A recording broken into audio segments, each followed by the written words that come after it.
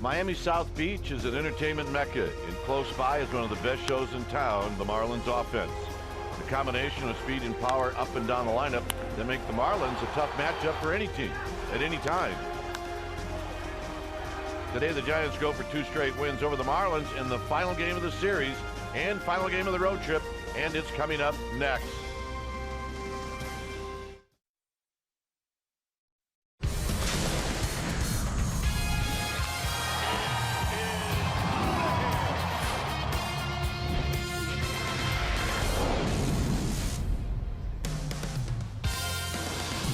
We've got day baseball here in South Florida as we come to you from Marlins Park.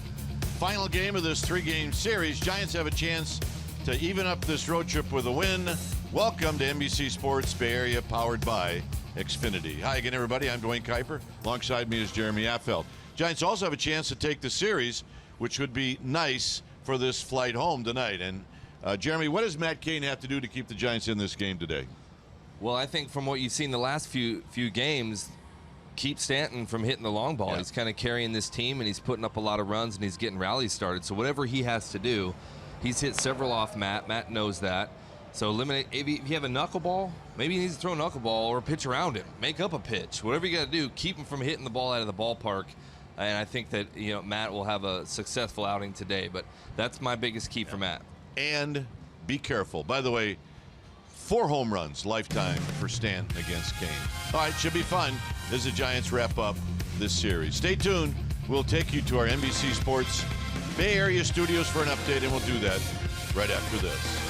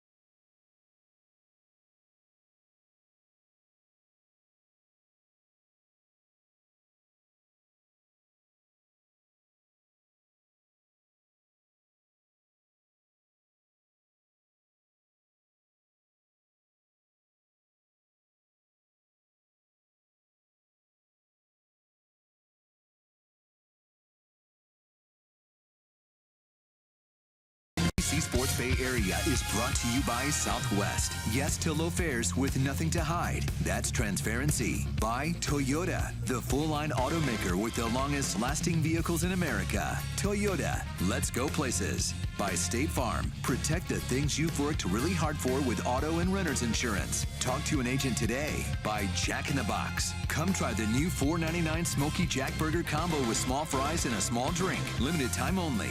And by the 2017 Jeep Cherokee with an EPA estimated 30 highway miles per gallon. All right, here we are back in South Florida as we get ready to wrap up this series. Our game time weather is presented by the Santa Cruz Beach Boardwalk. It is a great time to get to the beach. The admission-free boardwalk is open every day. 92 degrees outside, inside 80. And you see the winds and the humidity. And the forecast is, well, we're inside. All right, let's take a look at the Giants lineup.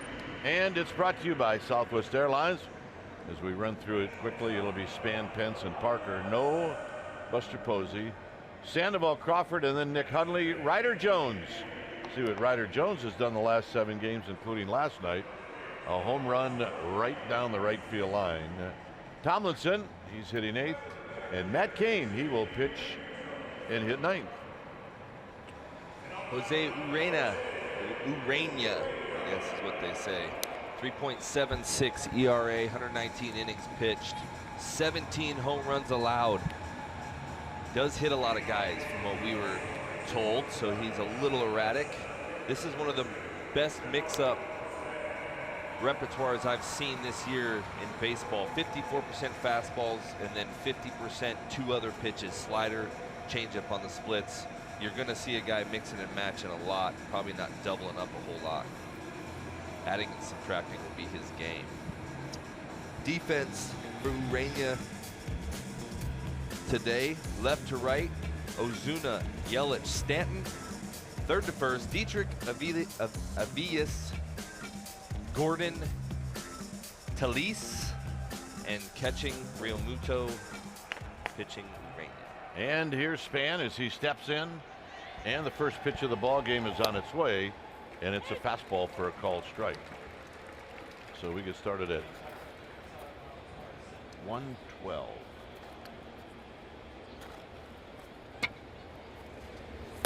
Span takes low and away. You mentioned Urena is, he's hit 13. And so you say, well, all right, what do you compare that to? The Span rolls this one slowly. It'll be Gordon, and Gordon will make the play, and that's how this game gets started. Well, the highest number of guys that have been hit by pitches by a Giant starter is Samardzija. He's hit 5. So that's where your league leaders are in that department.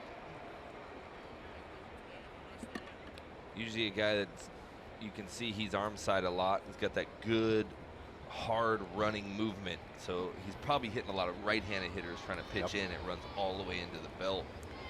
Guys just can't get out of the way. The ball follows them. Hunter Pence hanging in there on that fastball, and he fouls it. It's no balls and 1 strike. Pence hitting .253, 10 home runs, 54 driven in. And base hit, couple of RBIs last night. 3 hits in the series.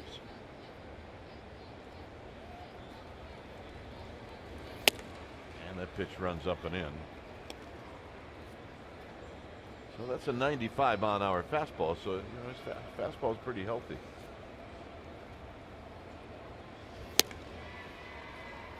Looks like he's got that nice loose arm like Johnny Cueto.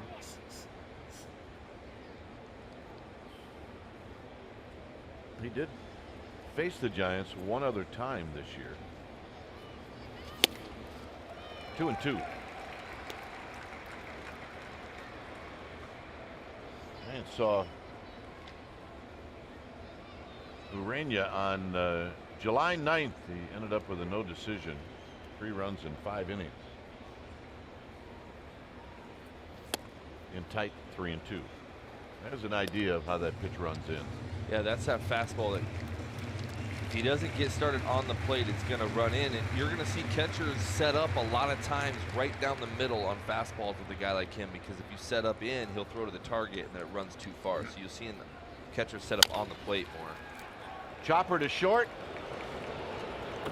and Pence beats it out, and you figured he would.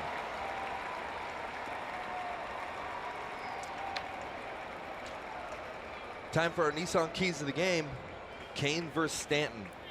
It's going to be a big standoff. He's got 4 home runs off Kane. So him keeping him off the base paths, ball not in the air, like keep it in the ballpark. He's hitting 360. So that's going to be an interesting matchup. Kane seeing the adjustments he needs to make, and then a happy flight, which means you win the series. Yeah, it's a long flight, so make it a happy one. Especially if you know who you're sitting next to. Here's Parker, and Parker fouls this one down the left field line and out of play. Hey, believe it or not, I'm sitting next to you on the flight home. I asked Brett Alexander, our director of travel, if you can make a trade. Can you trade seating partners? Or if you're on a normal airline, can you buy the seat next to you? Well, the problem is I have what they call Cuban coffee running through me right now, and that usually kicks in about flight time. I might be a little chatty for you today. Parker jumps back. He's hitting 234. He's got a home run. He's got 10 runs batted in. He's pinch hitter on Monday and went 0 for 1. And then he had a hit in 5 at bats yesterday. He's in a little bit of a cold spell right now, and that's high. 2 balls and a strike. Jose Urena.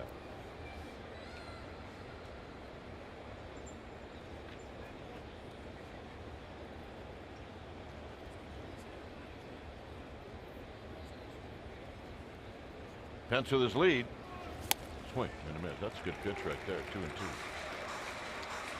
That's that changeup he features, and he's got such good arm speed with it. He can get hitters thinking fastball the second it leaves his hand. And with a guy with a fastball as erratic as he is, and he's probably not going to cover the inside plate to a lefty, they're going to lean out anyway, and so you have to throw that changeup down the way to get him to swing over it. Yelich comes jogging in. He'll put it away. Here's Pablo Sandoval.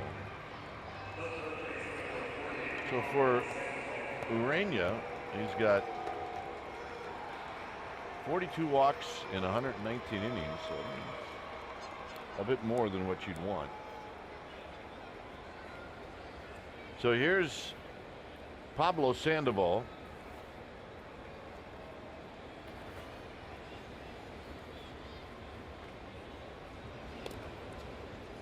The Panda 1 for 8 in the series.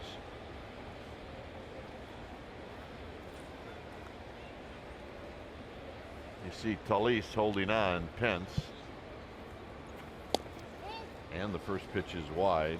Parker and Sandoval are 2 of these Giants hitters that have never faced Urena before. Others in this lineup, Jones and Tomlinson.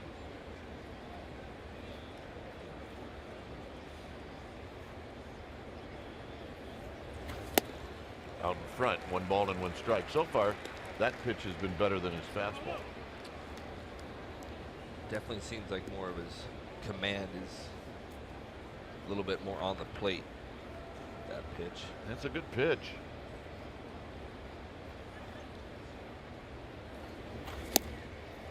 One and 2. Off the line at third is Dietrich. And he is right in that 5.5 hole.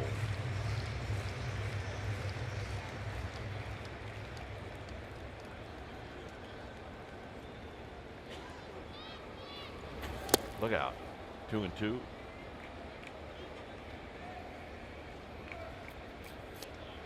On deck is Crawford. Should Sandoval reach here in the first. An infield hit for Pence.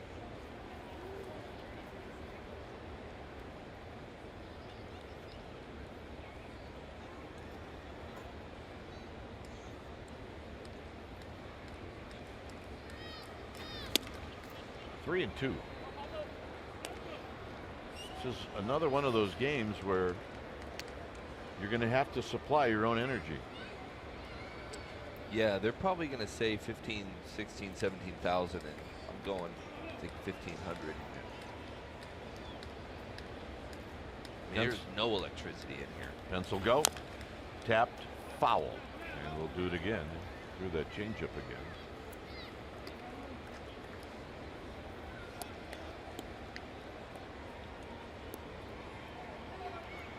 Do you think it's illegal for stadiums that they should just maybe record like a loud stadium and then just kind of play it over the speakers throughout the entire game? Yeah, I think it would help out. I think in football they've had issues of teams doing that. Pence goes to middle, and it's Gordon, and that'll end the inning. Kane's coming out. Marlins are coming up.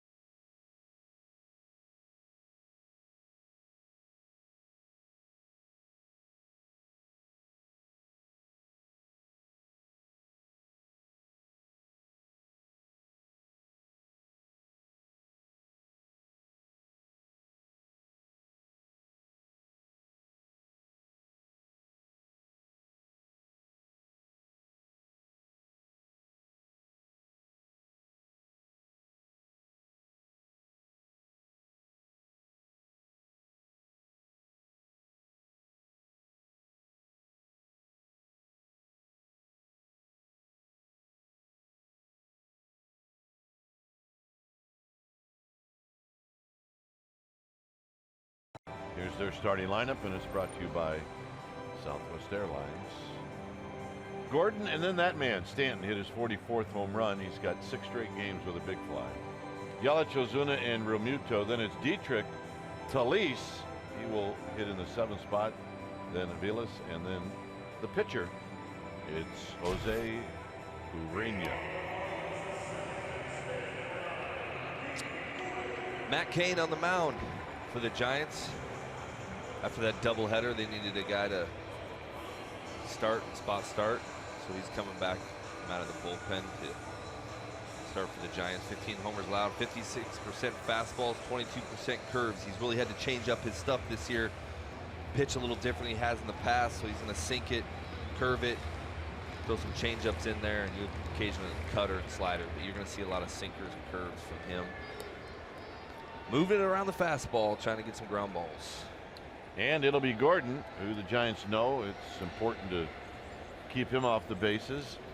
And they did last night. There's a called strike. Gordon went 0 for 5, and that was following a game where he went 3 for 5.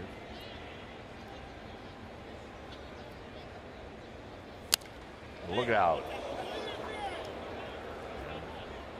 I hope that hit an empty seat.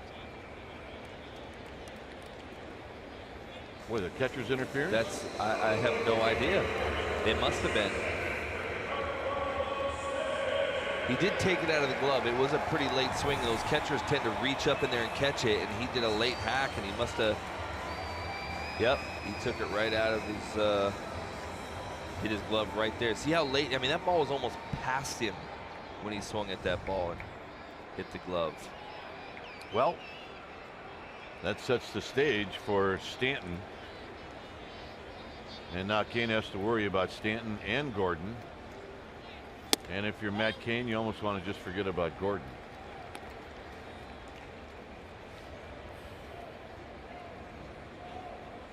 Eight for 22 with 4 lifetime home runs.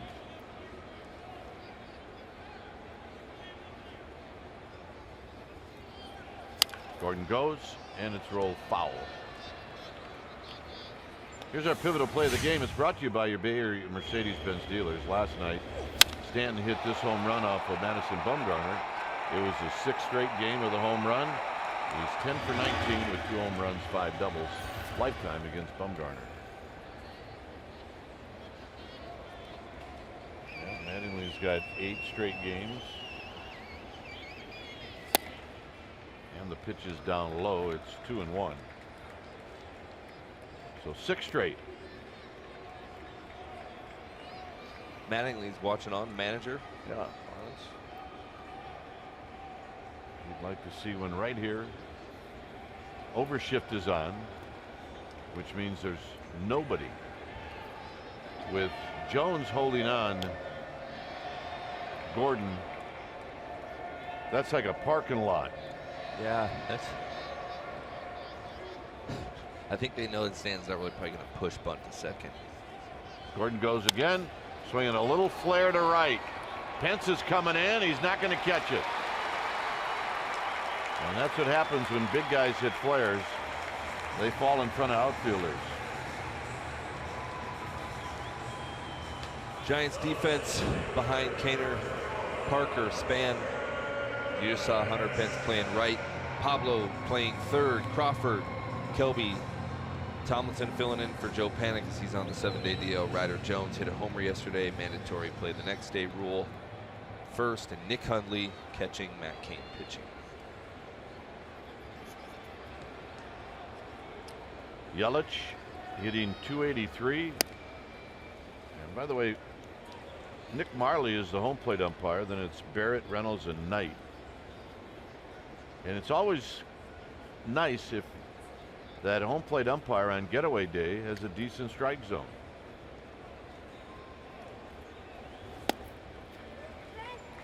No swing, 2 balls and no strikes. It all depends on when their flight is. Yeah, That's the well, game.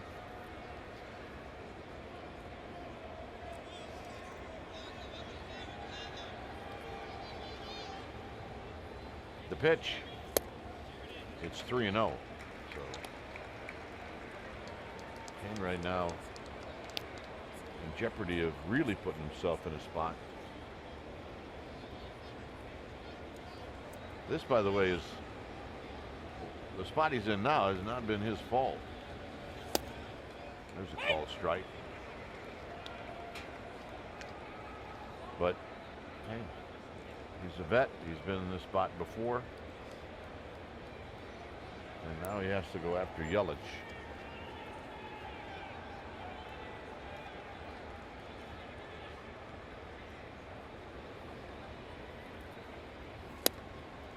Nice pitch, 3-2. I mean, I'm going to take it. If I'm Kaner, I'm not going to argue. I don't think Yelich liked it. You're going to throw it there again? I might not throw it that far. I might move it a little bit closer to the plate. 3-1, but I'll take it.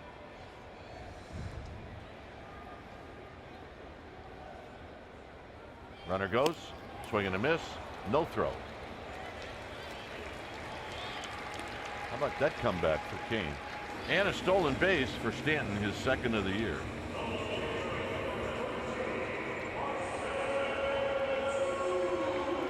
So here's Ozuna.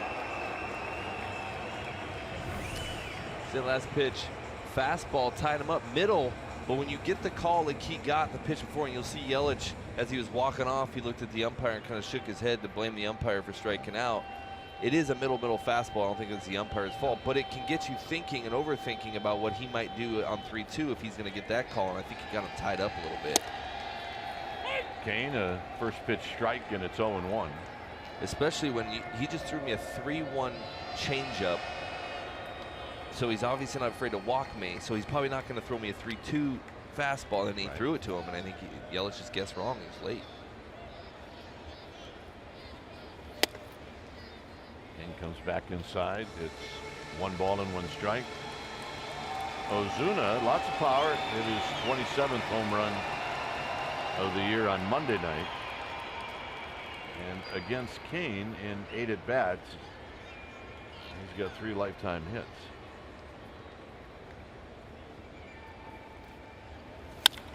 Up the middle. Crawford dives. He's going to keep it on the infield, and it's 1-0.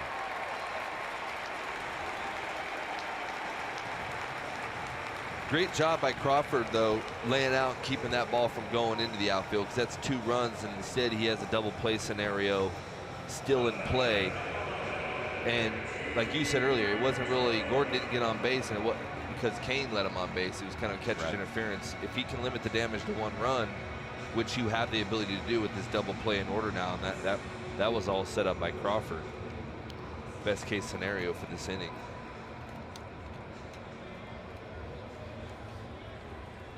Going to be a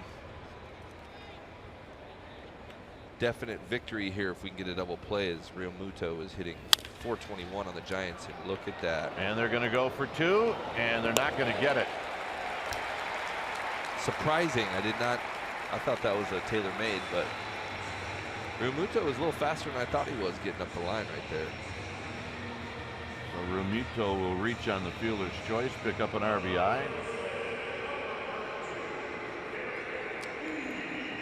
I think the chopper to Pablo is just a little too high. It held in the air a little too long, allowing him to get up the base paths. The turn I thought was pretty good. Just seemed like the ball took forever to get to Pablo. Well, Pablo had a choice. He could have come home, but that's the decision you make. Hoping for a double play. If you can get out of the inning with a double play.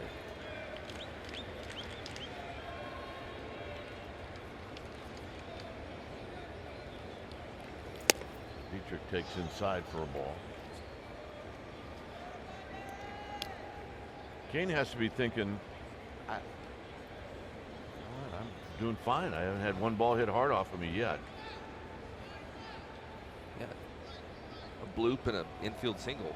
The pitch, 1 ball and 1 strike.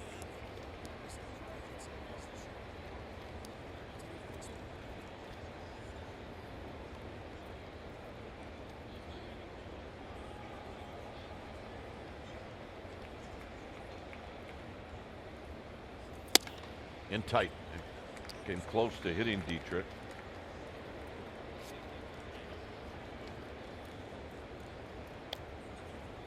So this will be the 19th pitch for Matt Cain here in the first.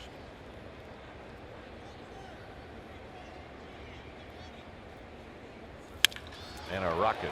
And Crawford had this one go right off his glove. Wow.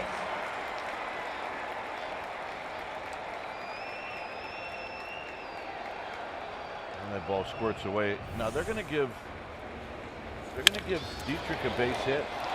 That cannot be a hit. That's not a hit.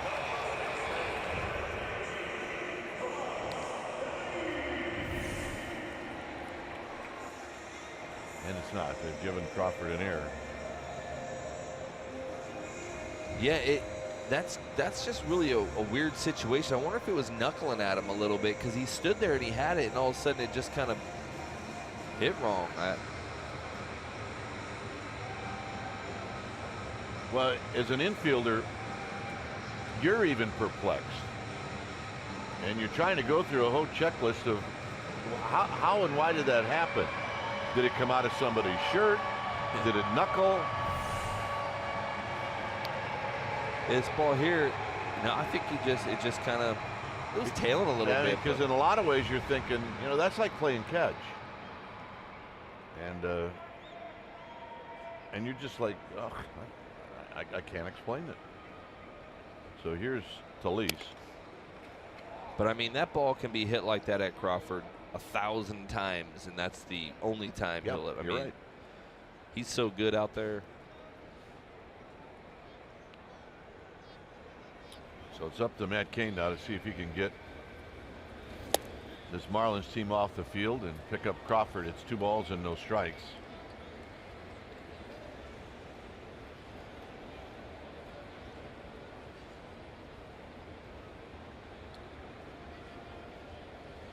This is the 7th hitter to hit here in the first. That's a fair ball. And that means the error really hurts. And it's going to score Dietrich all the way from first, and it's 4-0.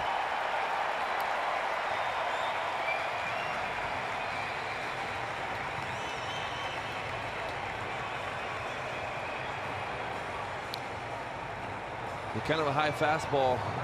It's out over the plate. A lot of times when that ball does that, the ball actually beat him, but it was just up enough to where that ball was hitting right down the line and no one's there. Especially with Pablo playing off the line right there, and there's no one there. And it just kind of, that's the worst possible place a ball can get hit with 2 outs, because everybody's running on contact, so everybody's scoring right there. And this inning's starting to unravel a little bit with all the errors. So it'll be a walk for Aviles.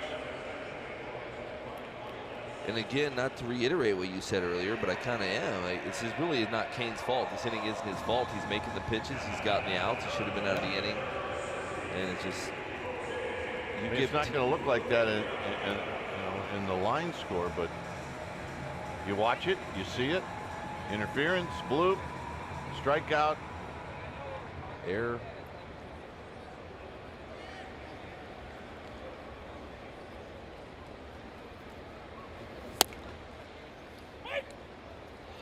So here's Urania, who takes a strike.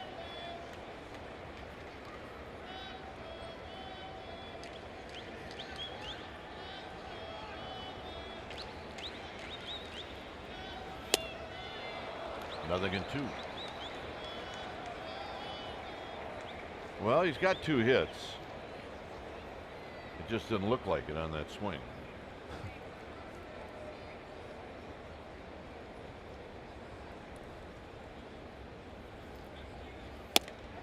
And that'll end the inning. So Kane dropped down just a little bit.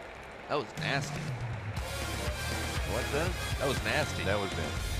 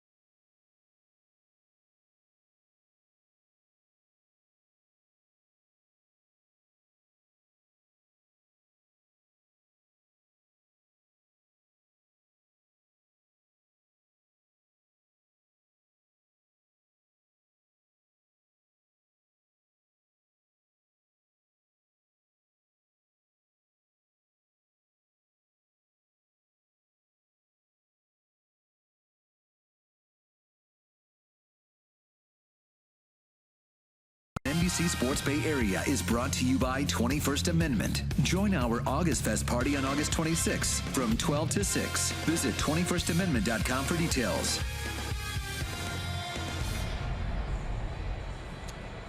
Well, the Brewers will be in town when the Giants get home, and that series will start on Monday night. Monday, the 21st, is Jewish Heritage Night. Tuesday, Irish Heritage Night, and then day baseball on Wednesday. sfgiants.com/special events. Check out the Brewers Monday, Tuesday, and Wednesday. Tough inning for Matt Cain. He's got to be sitting in the dugout going, well, really, what just happened? And I've not known a better pro in my life than Matt Cain, but he's still got to be thinking, what just happened? He is, but because he's a pro, he's going to go out next inning and try to get him out of it again. He's just going to try to get as deep in this game as he possibly can. So here's Crawford. Crawford hitting .224. And he takes a call strike. Crawford's hitless in this series. He's 0 for 7.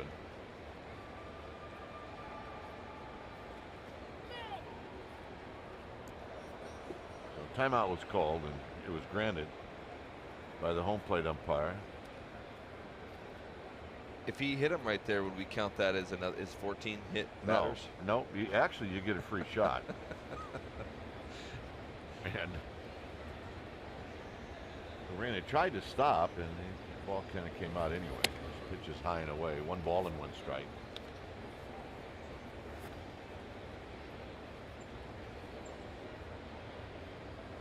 Hundley to follow. And for Crawford, a base hit. Check out our Togos big play the Togos way on July 9th against these Miami Marlins. Nick Hundley hit a solo home run off of Urania, and he went the opposite way, which is unusual for right-handed hitters at AT&T Park, but he did, and that's one of his 5 home runs this year.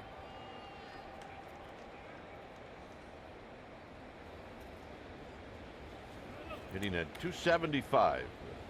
5 home runs, 21 runs batted in, and the pitch is inside, 1-0. Pitching with a 4-run lead. Giants now, the only thing they can do is try to chip away at the Miami Marlins. The only way to do that is to chip away, is to get guys on base. Crawford got a hit, but walking too. He walks, he'll walk you, and he'll hit you, but he throws a lot of balls arm side in, and you've got to be patient enough to get into that hitting count and make him throw some pitches.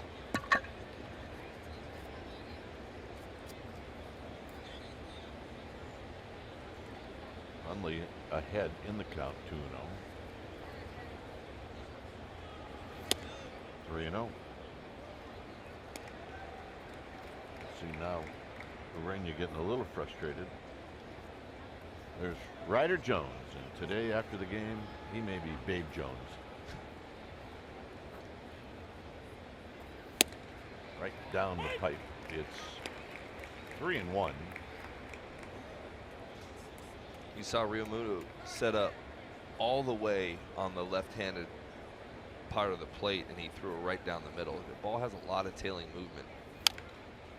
Got foul. 3-2. At that velocity, it's a gift. Very hard to hit.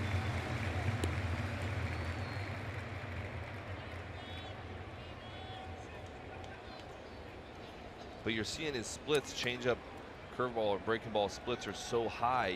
He's almost using his fastball to set up those pitches. He has better command with those pitches than the fastball. It's on a play, so Hundley will see another pitch. All right, this little guy ended up with it.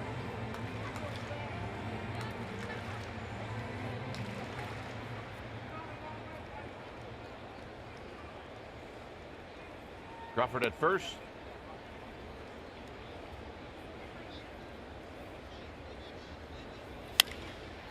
And this is caught by Aviles, 1 out. So Urania comes back after falling behind 3-0, and here's Ryder Jones, hit his 2nd home run of the season last night.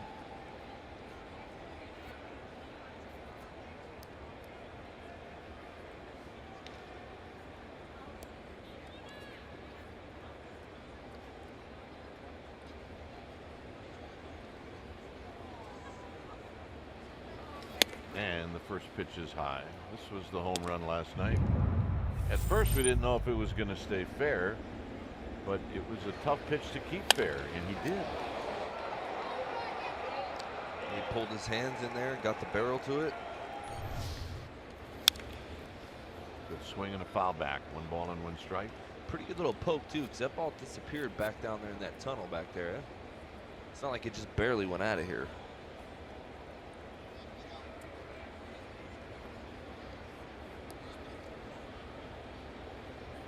In that area.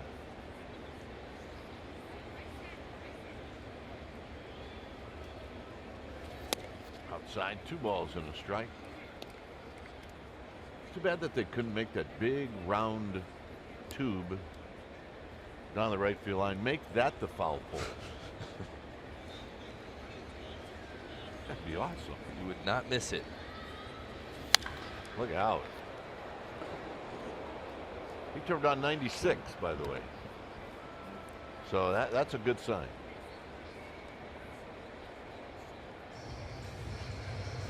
These guys chase. Oh, yeah, they got it. Knees are good. Yeah, get it back. Foul again. So we're seeing a little bit of a quick bat from Ryder Jones. Look, sample size so far from lefties, we've seen him go after a lot of slow curveballs. But he attacks right-handed pitching. There isn't any doubt about that.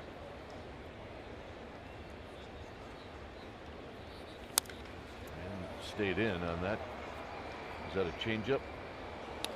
Was it? Yeah, changeup that was actually off the plate, and you're going to start seeing as a pitcher. I know when my ball tails back to the middle of the plate, I throw 96 and he pulls it way foul. That means his bat speed's up. If I can sell the changeup to him, I'm going to have a good chance of getting a roll over swing and miss. So he's good adjustment. Good take.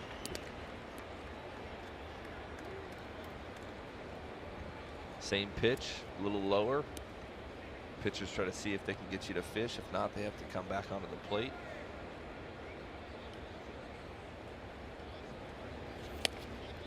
And the walk. The big league at bat right there. Okay. Anytime you get a walk and in that process you're impressed with a couple of foul balls, that's good by me. Yeah. And here's Tomlinson. Tomlinson had a nice game yesterday. He went 2 for 4. He started 2 rallies.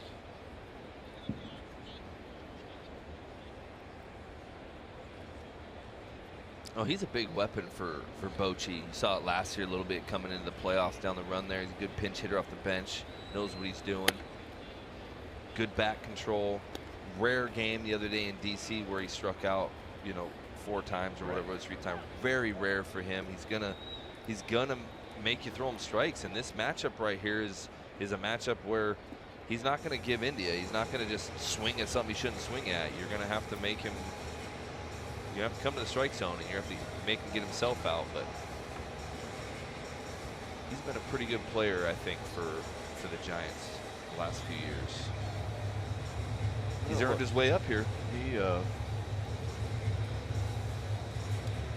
He's getting some opportunities now to show to the manager and this organization that he wants a spot definitely to open up the season next year on the 25-man roster. That's, you play for this game to win, and then you play to secure a spot for next year. That next pitch is low, as is Moncrief.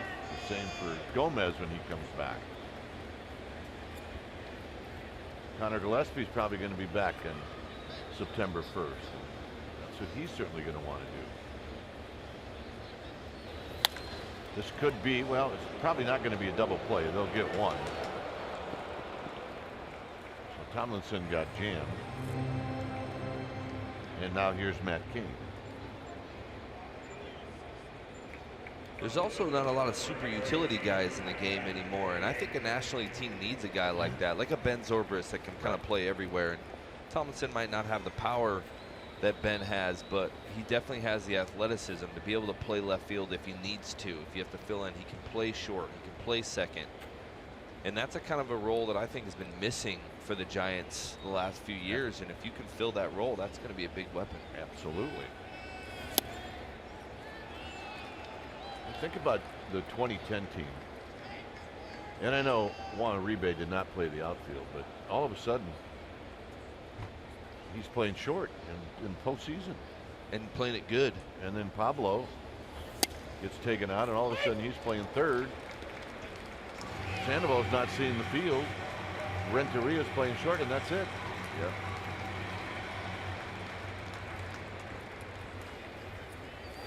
Kane sees 3 pitches, and that's going to end the inning.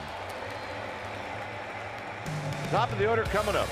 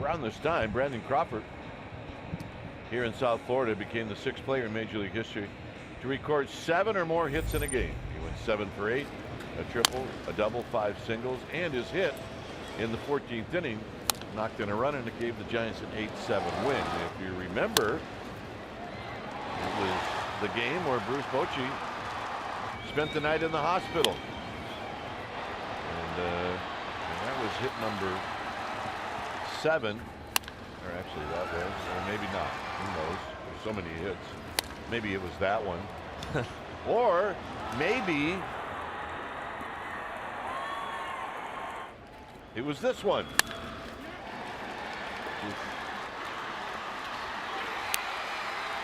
And who managed that game? Ron Williams. How do we know that? He's reminding us every day that he was the manager in that. Gordon takes a low, 2 balls and no strikes. Otis had family here. We saw him at the down at the bar. He was even reminding them he was the manager in that game. He was reminding everybody. Span coming in, and he's going to track it down.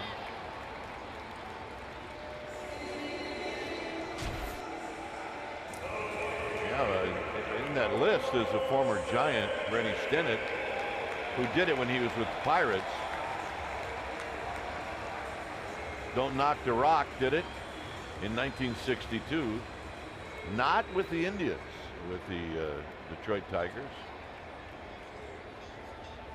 But the last one to do it was Rennie Stennett. There's a ball strike. I think Rennie Stennett showed up the next day or a day afterward or so. Stanton singled, looped one into right field. Fouls this one back, and it's 0-2. You're seeing Kane drop down a little bit on these last few pitches. Well, it was such a good pitch to the pitcher to end the first inning. You start it right at him and then have it break away. And I don't think Stanton likes balls coming at him. I think, you know, he's got the face guard. He's been hit in the face. But a lot of times you got to make him uncomfortable. And Kane just said, man, I'll drop down on him maybe and see if that works. Hey, look, he's at the point in his career where you try anything. Yeah, hey. Ephus. Knuckleball. Underhanded. Ephus.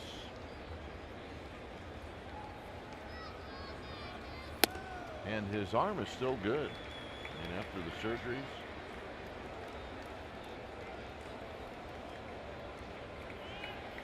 Yeah, I don't think it has anything to do with his arm hurting. I think it's 2,000 innings. whatever they throw. No, it's true. Runs that pitch inside, so it goes to 3-2.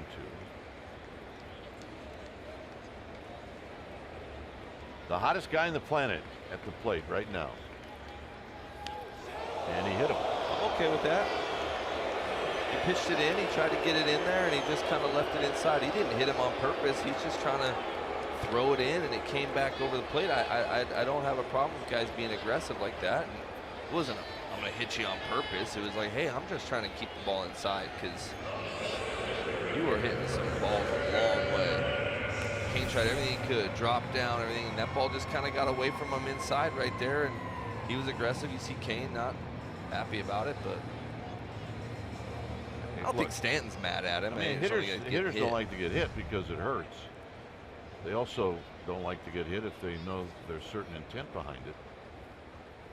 But at the rate that Stanton's going, if you don't start pitching him inside, quit. Yeah, or pitch around. Yeah, then just walk him if you're not going to pitch inside. But that'll happen. You start staying inside enough on a guy and you try to get a little further in, the ball gets away from you. Tap foul, and it's 1 ball and 1 strike. And I think on the bench on the other side, I think you see all the pitchers that are like, hey, I'd probably be trying to throw you in there too. If I hit you, I mean. Big, tall, strong guys are always going to be pitched in unless for some genetic reason they have short arms. That's rolled foul, and it's 1-2.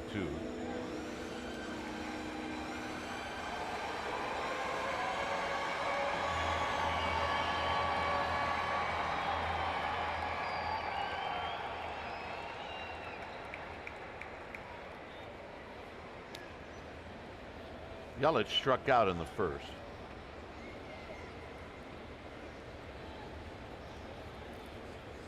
And a big breaking ball. 2 balls, 2 strikes. Also, a lot of times, Kane, you see him trying to show different arm angles to him. He dropped down a few of them in a row, and then he kind of tried to stay on top. And hey, you start mixing arm angles because you're doing everything you can to figure out how to not allow a ball to leave the ballpark. It's not like your release point's always going to be perfect. Got him. Good pitch. Wow. Here's Ozuna. This backdoor breaking ball that just came back the last minute. He's giving Kane a little bit on that outside corner. He's given him a few pitches today out there, but. Well, at no point at all was that pitch ever a strike. No, it started out and stayed out, but hey, I'm taking it. If I'm Kaner, I'm like, after the first inning and I had the fiasco I had to deal with, I'm taking anything I can get. Absolutely. That's a called strike. And last night, that call, I don't even think the umpire, I think he just gave up on it halfway to home plate. You were not getting anything in there at all, ever.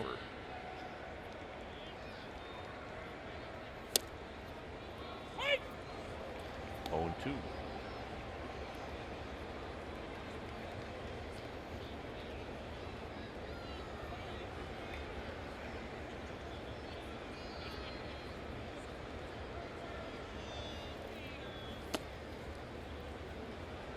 Ozuna had a bouncing ball up the middle that Crawford stopped from having it reach the outfield. It did knock in a run.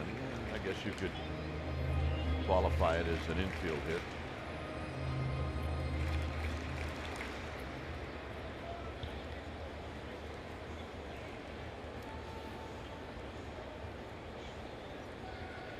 Lots of power. And the 1-2. Got him, and that'll end the inning. 4 strikeouts from that team.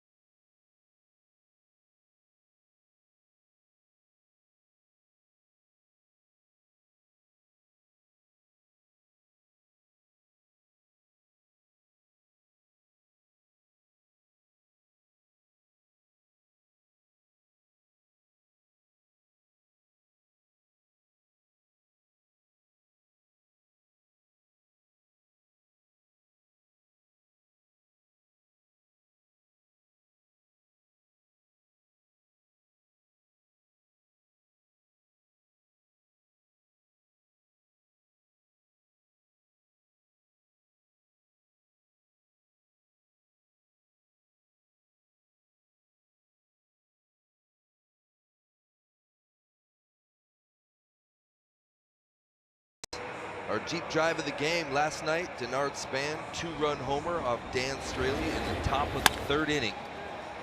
Span is not, a home run off of Straley is not foreign to Span, as he's 2 for 9, 2 home runs in his career.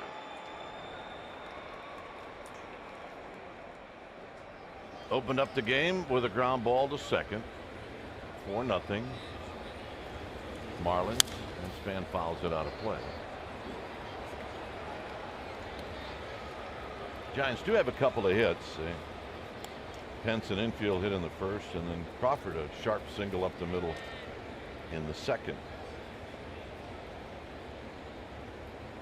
Urania deals, and Span lifts a high pop-up into center field, and Yelich makes the catch.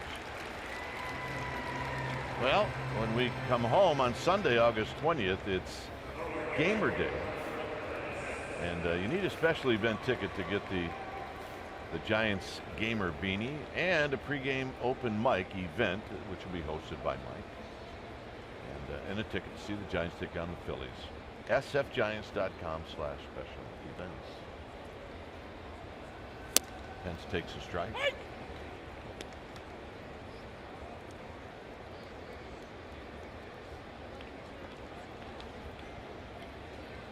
Pence in his last 16 games is 19 for 57. That's a .333 average.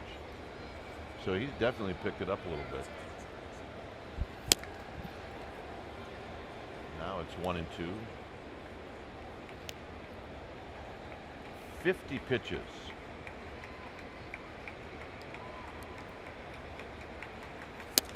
Well, he just slung that one right in there for a strike. So that's his second strikeout.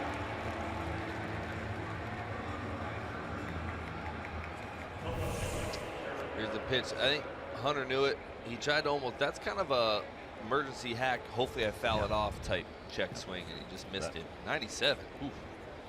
It's coming in there pretty good. Here's Parker. Parker to fly ball to center field.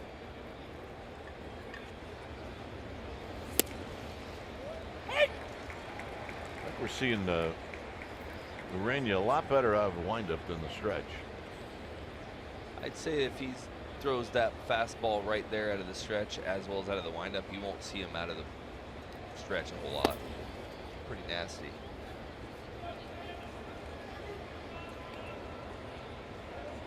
Off the line at third is Dietrich.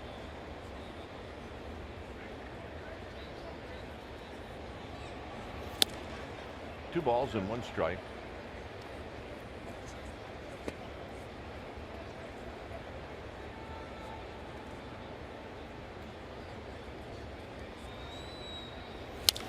Down the left field line, and a foul ball, and it sounded like a broken bat.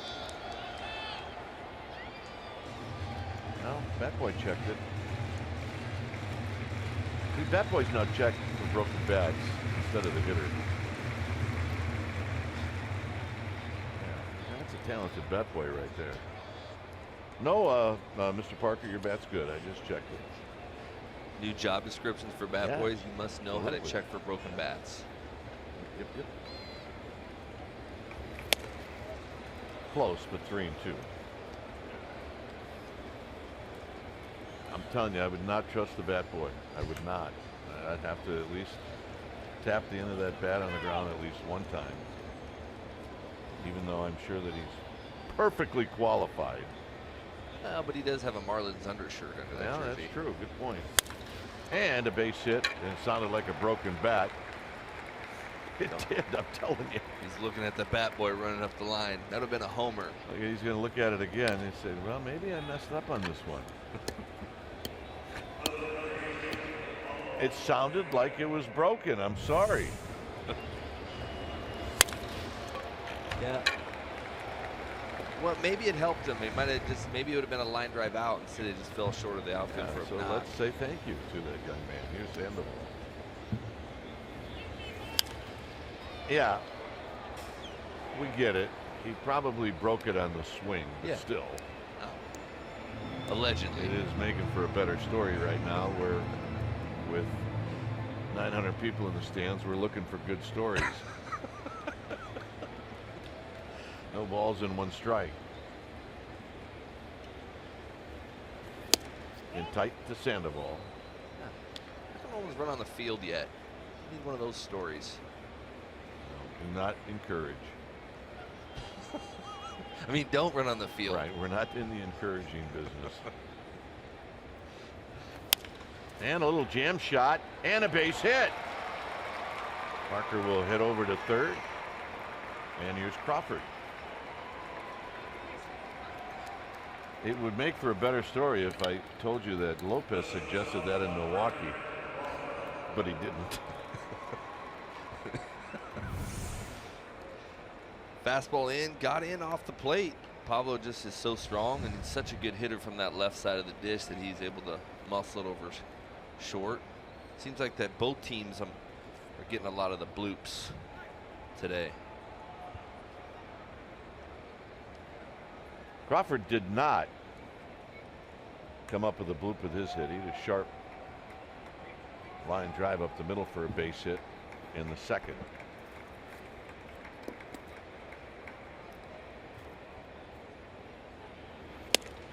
You must see Urania pretty good. He's 3 for 4 lifetime with a single, a double, and a home run.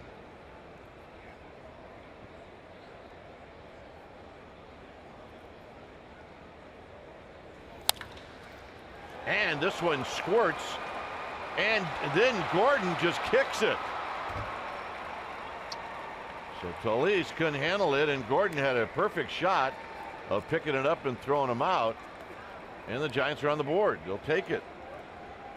But that's the second consecutive hard hit ball by Crawford. And as much as he's been struggling and he's been trying to figure it out, I think it's something that he's really happy to feel, is that ball coming off so hard. But his hustle down the line is what forced Gordon to kick this ball, because he forced Gordon to hurry up because he was running hard. If he doesn't run hard right there, Gordon knows he has time. But right here, he sees Crawford hustling up the line, and he had to rush it, and he booted it.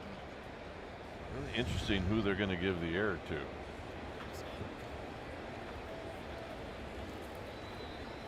Here's Hundley. Hundley lined out to Aviles. That's short, and he takes a strike. The error is going to go to Talese.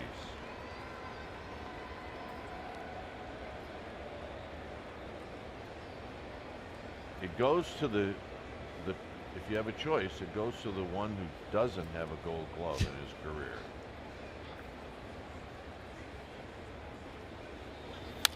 Hundley on the ground. Now nobody's going to get at first except Gordon's going to try to beat him, and he does. What?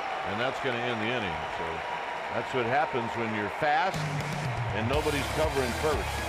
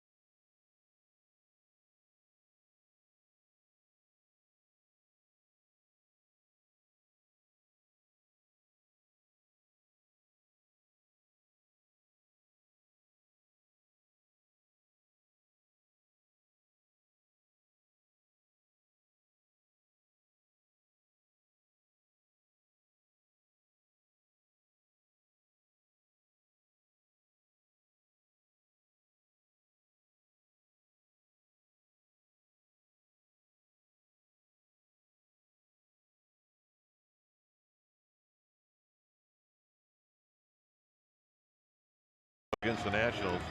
Madison Bumgarner, well, what did he do? He pitched a 3-hit shutout with 14 strikeouts, which, by the way, tied a career high. Oh, he also,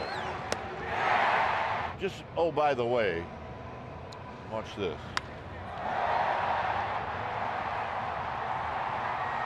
He hit a home run off of Casey Johnson.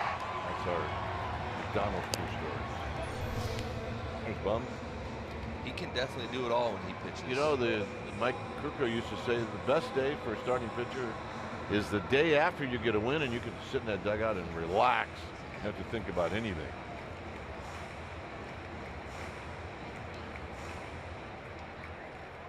So this will be JT Realmuto to lead things off against Matt Cain. 4-1. Threw 98 pitches last night.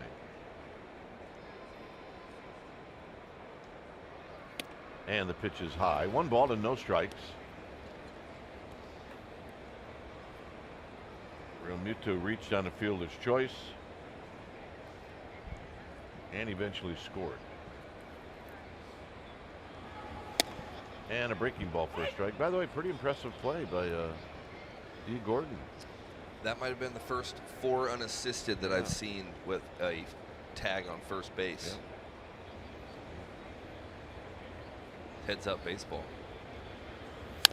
Pulled foul behind Freddie Gonzalez. 1-2. Jeter-esque, huh? Yeah. I mean, not exactly, but you know, it's a little Jeter-esque when Yankees played Oakland.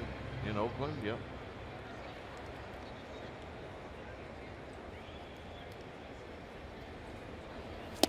Got him swinging.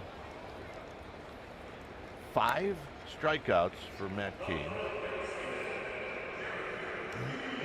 We're going to show you John Miller, and why are we doing that? Well, because Dave Fleming is on assignment. John will be in here for innings 4, 5, and 6. You see Darren Chan, our producer on the radio side. Darren is awake, trust me. Although he was with Affelt and I at South Beach last night. Here's Dietrich, who takes a call strike, and it's 0-1.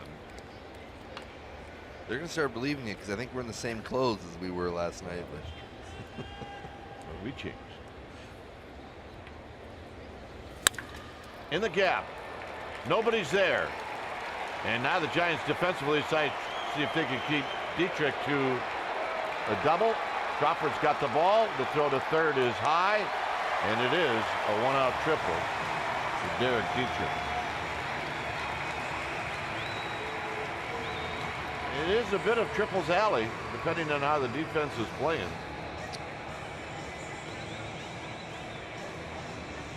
He's got a little bit of some speed when he's running. Definitely fastball that kind of came back a little, or changeup that came back a little too much. I don't think it's necessarily a bad pitch. He just kind of hit it where no one wasn't out there in the outfield. He didn't. Wasn't a ball down the middle or anything. It's just he got good wood on it. Talise doubled down the left field line, and it knocked in a pair. Here he takes high. 1 ball and no strikes.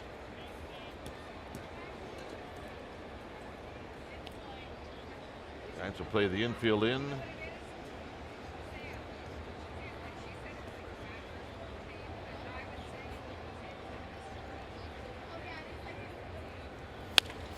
And this is going to be foul. We were talking about what a nice play from D. Gordon. Remember, everybody's late covering first, so he recognizes this. And he beats Hundley to the bag. Just barely. Yeah. And I would think that D. Gordon had some fun making that play. The momentum kind of carried him that way, and he looks up, no one's there, and he just kind of turned on the afterburners right there.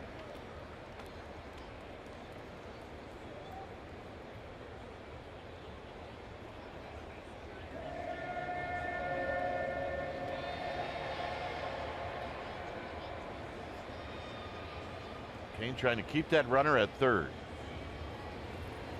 And it's wide, 3-1. may be that he doesn't care if he walks the Leafs or not, to at least set up the opportunity to get out of the inning with a double play.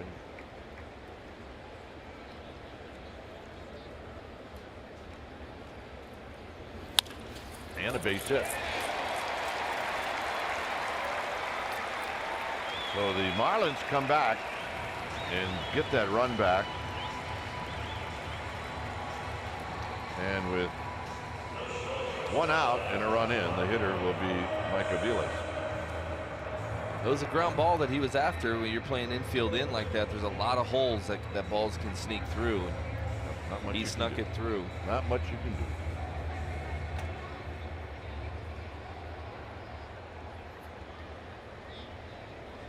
Aviles was walked intentionally in the first. And a strike, and it's 0-1.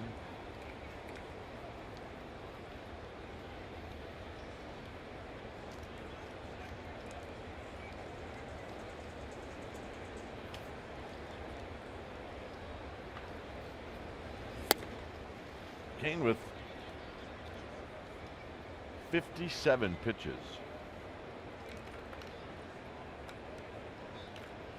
And due to some shaky defense in the first, he threw a lot of pitches. Yeah, he had to face all 9 guys. Runs that one inside. It's 2 balls and a strike.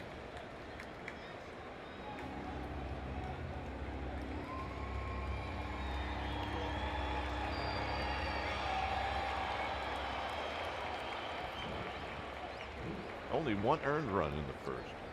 2 errors. This is just below us, and it's 2-2. Well, the guy you wanted to keep off the base paths that causes havoc got Right on off the the catch bat. interference Right in the off the second bat. pitch of the game. It's hard to keep yourself mentally positive when you see that as a pitcher sometimes. Right off the bat.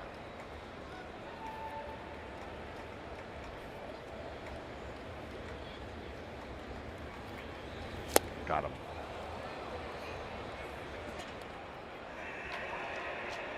The happy hour. Greg Papa, Ray Ratto, and Kelly Johnson bring you, yes, the happy hour. Weekdays on NBC Sports Bay Area. Also available to listen live and as a podcast now on NBCSportsBayArea.com. Anything with Ray Ratto and the word happy seems to contradict itself. It is a contradiction in terms.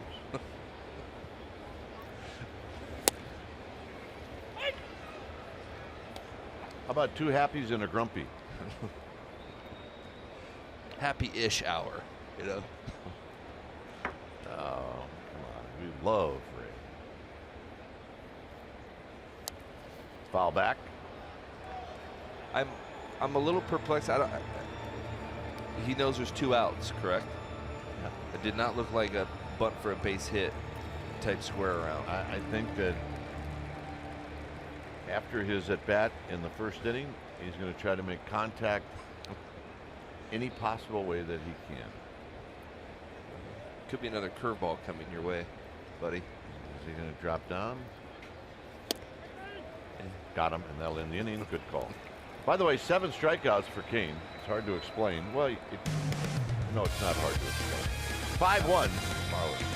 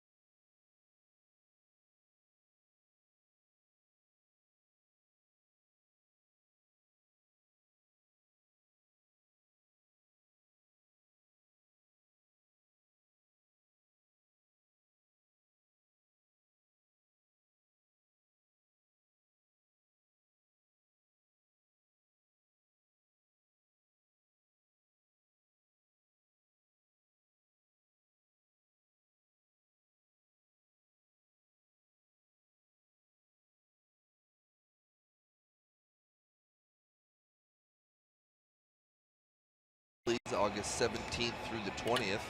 Sunday, August 20th, the first 20,000 fans will receive Krug and Kite socks, courtesy of Good Neighbor Pharmacy. Because they are the perfect pair.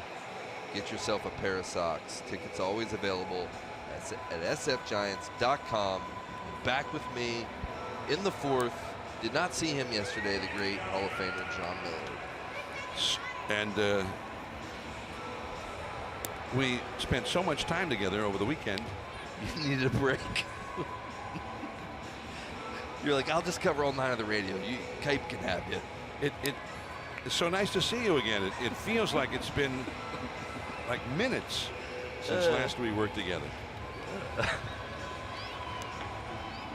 Yeah. Well, you're the guy that I worked 3 games with in 24 and a half hours. Yeah, it was. Nobody can ever take that away from us. Nobody. Good bonding time for you and I. We had some pizza, some good stories, some rain. Some rain. There was a little bit of rain involved. There's a ball outside. That doesn't even include the 3 games in 24 and a half hours. And I mean from first pitch to final pitch of the 3 games.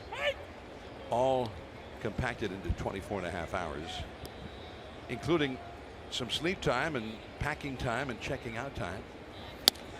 Ryder Jones, strike 2.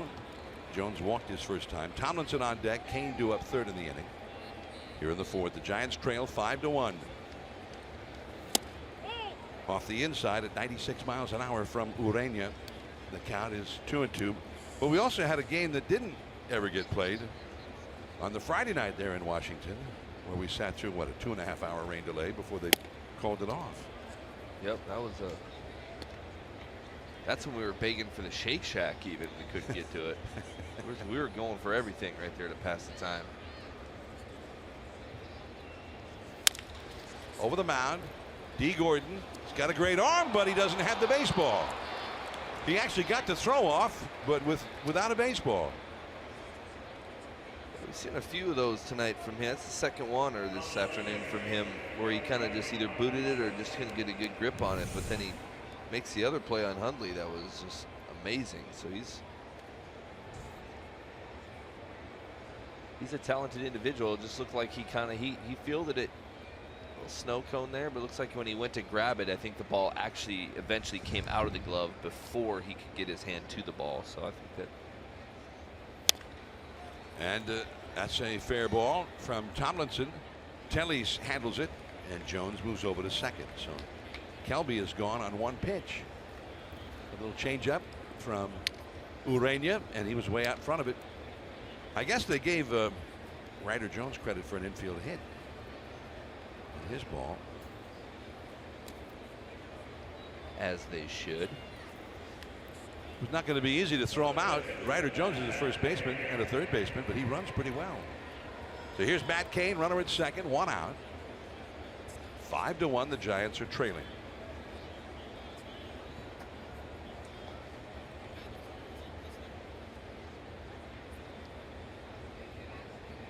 Cain struck out looking his first time. And the foul, and that might have gotten a piece of the catcher, Real Muto. And the plate umpire will give him a little time to shake that off. He goes out with his umpire issue whisk broom.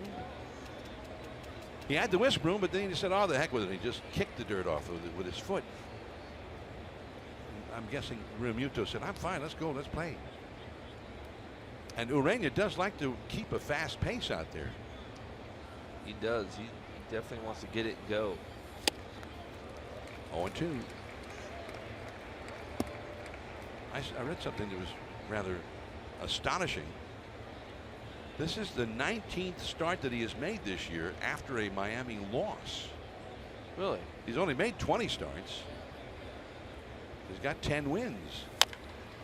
Yeah, 13 of his 19 starts, they actually have pulled out a win. Not necessarily got him the win, but they have won the game. 13 of his 19.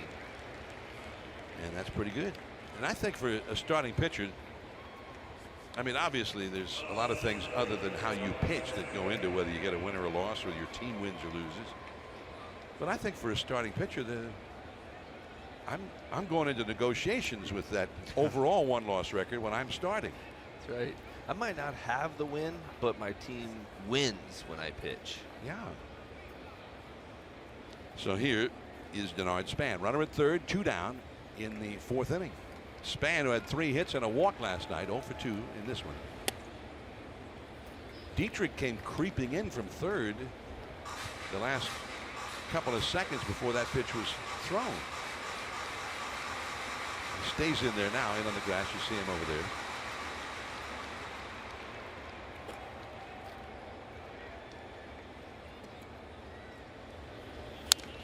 Back to the screen. 1 ball, 1 strike. Tomorrow night the Phillies will be in town. The Giants home, and Philadelphia's got a couple of new young guys that we haven't seen yet. Reese Hopkins, remember that name? Reese Hopkins. He's one of their best prospects. He's up in the big leagues now. Hit his first major league home run Monday night in San Diego, and then for good measure hit his second home run Monday night in San Diego, and then hit another home run last night. In the air to center, and Yelich, and that's it. So Jones is stranded, and we go to the last of the 4th inning. It is 5-1 Miami.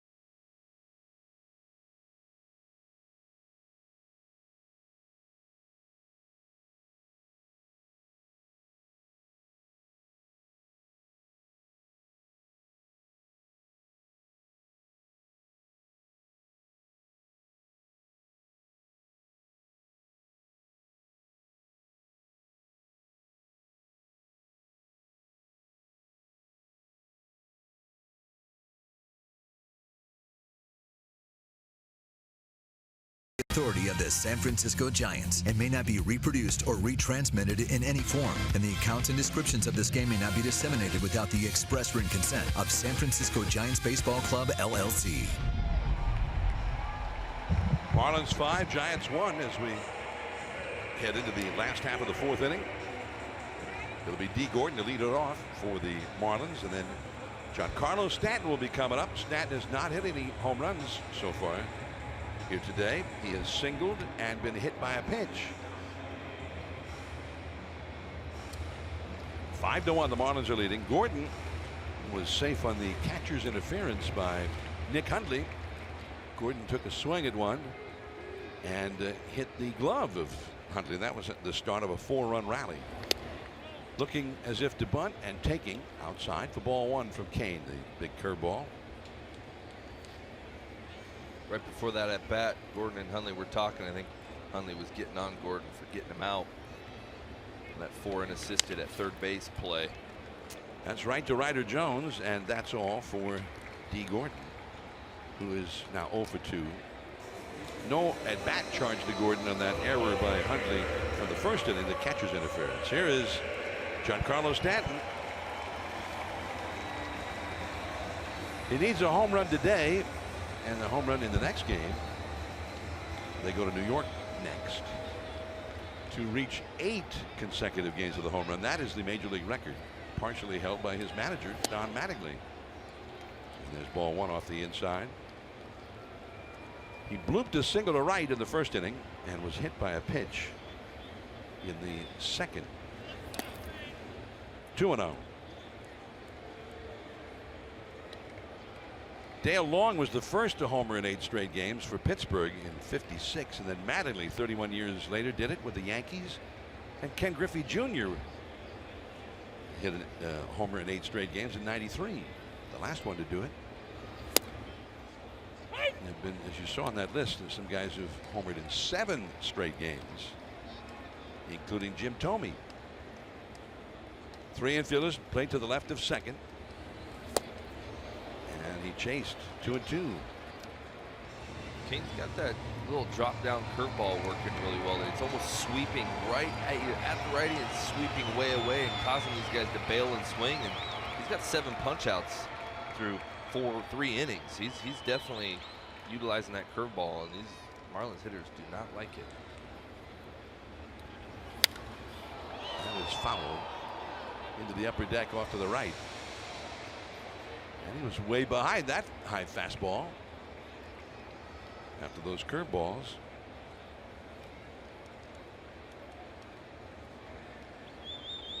He might have earned himself another curveball, John. Every time he swings and the ball's up, you say, uh-oh. Go with a curveball here. And right back to Kane. And he threw a fastball over to first base. He doesn't always throw a curve to Giancarlo. Yeah. Throws the curve to get him out. Or he throws the curve to get him to swing, and he throws the fastball to actually get him out. So Giancarlo Stanton is retired for the first time today. 2 down in the inning, and Christian Yelich will come up. I wonder if this is the deepest into a game Giancarlo's gone lately without a home run. Yelich has twice struck out in this game. Once looking on a pitch a little bit like that the last time, and Yelich, he's not been too happy with a couple of called strikes on that outside with a curveball from Kane.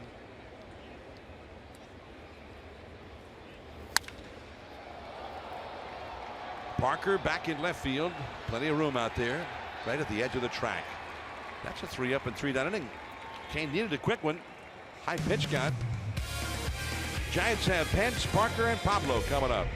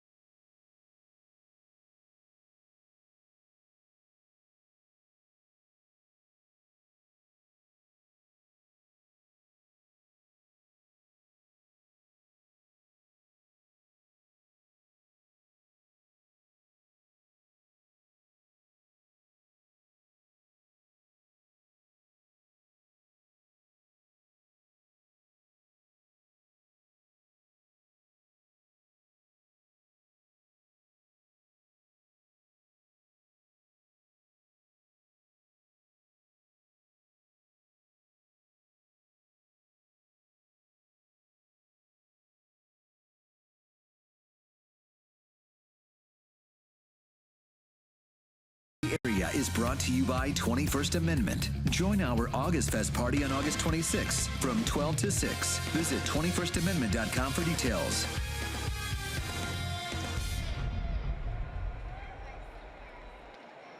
I'm pretty sure that we're not having a hurricane outside. I think that's just sped up. I think it's a time lapse, not high winds.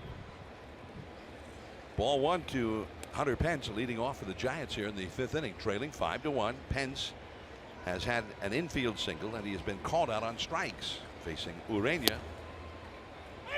who pours in a fastball for a strike. 1 ball, 1 strike. Parker is on deck. Pablo Sandoval due up 3rd in the inning. Giants have 5 hits in this game. They've received a walk. That's a little bit low. An error. So they've had a lot of base runners.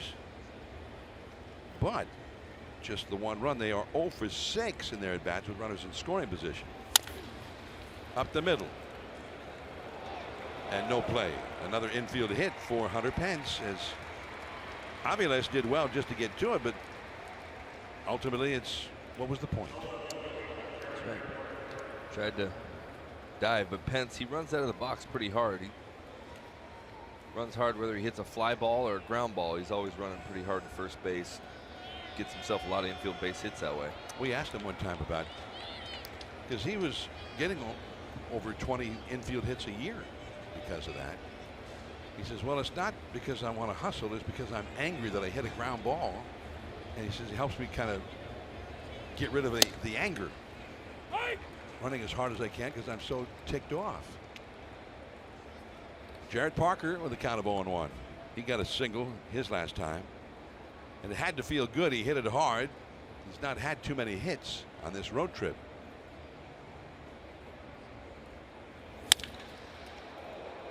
Off the pitcher and then off the glove of the second baseman. And everybody's safe.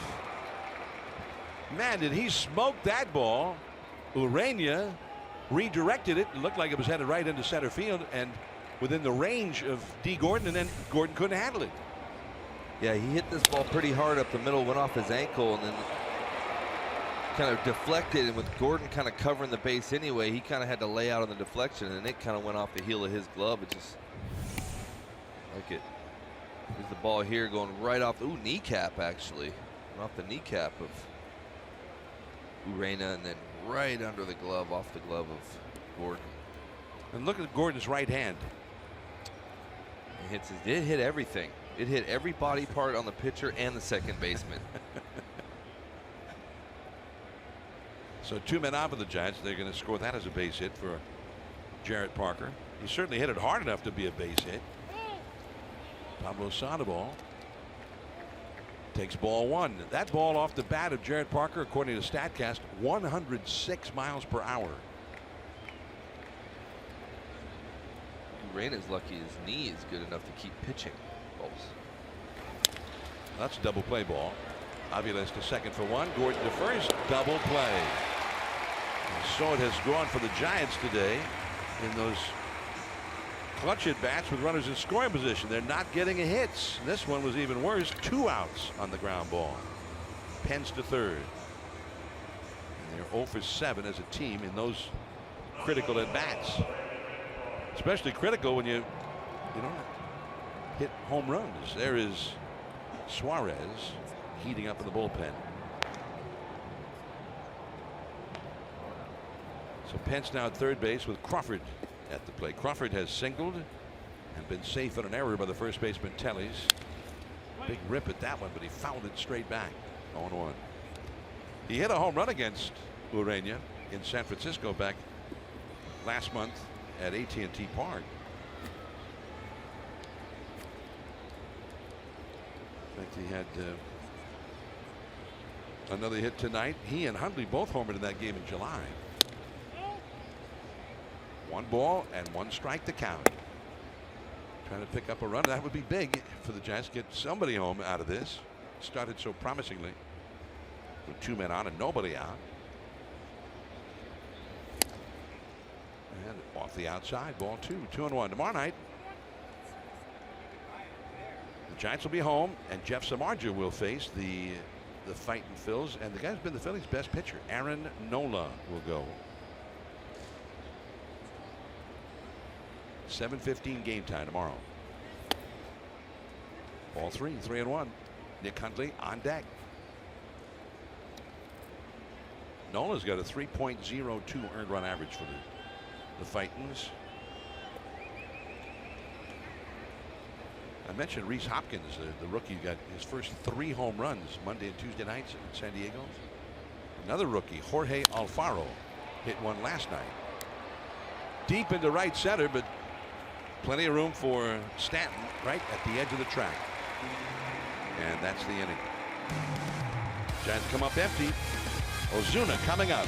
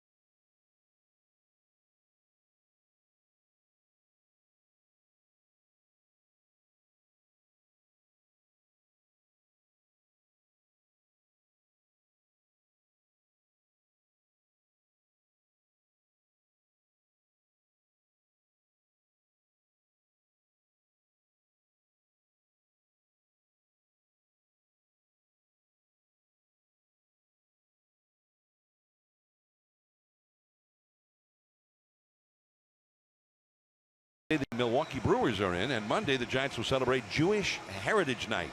There's a special event package including a Lucille bobblehead and a ticket for the game. A reminder to receive the bobblehead. You'll need to purchase the special event ticket. Go to sfgiants.com/special events. Giants with the pitching change, a double switch made here with Albert Suarez on to pitch as the Giants are trailing 5-1 going to the last half of the 5th inning. So Suarez in. When it's time for a change, think Speedy Oil Change and Auto Service, your trusted oil change, tune-up, and smog experts. So Suarez, who got the loss in the second half of the day-night doubleheader Sunday in Washington, on here, and also Orlando Caliste is in to play shortstop. Caliste in the 9th spot in the order. Crawford is out, and that's the spot where Suarez will be slotted. And he throws ball 1 to Ozuna.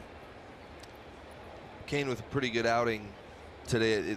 The score doesn't necessarily show it. The line score is not going to show it all that, but the 4 innings he gave up in the first inning, on one of them was earned, worked through a couple errors, but ended up striking out 7 guys and calmed down overall. And he gave these guys the best chance to chip away, and they just haven't kind of come through when they've had runners in scoring position. But really, the worst thing that he did was not get any home runs or any base hits. yeah, There were some men on base when he came up. Yep. But Suarez is why he's here. He's here to be able to pick up some innings on situations where you have to have a spot starter, and Kane not going to go more than 4, maybe 5 innings, and you need to have a guy cover some innings, especially if you're not winning. Suarez has the arm strength to do it. He was starting in AAA before he got called up. Suarez looked so good when he came into that game in the 10th inning Sunday in Washington. As that curve is in the dirt.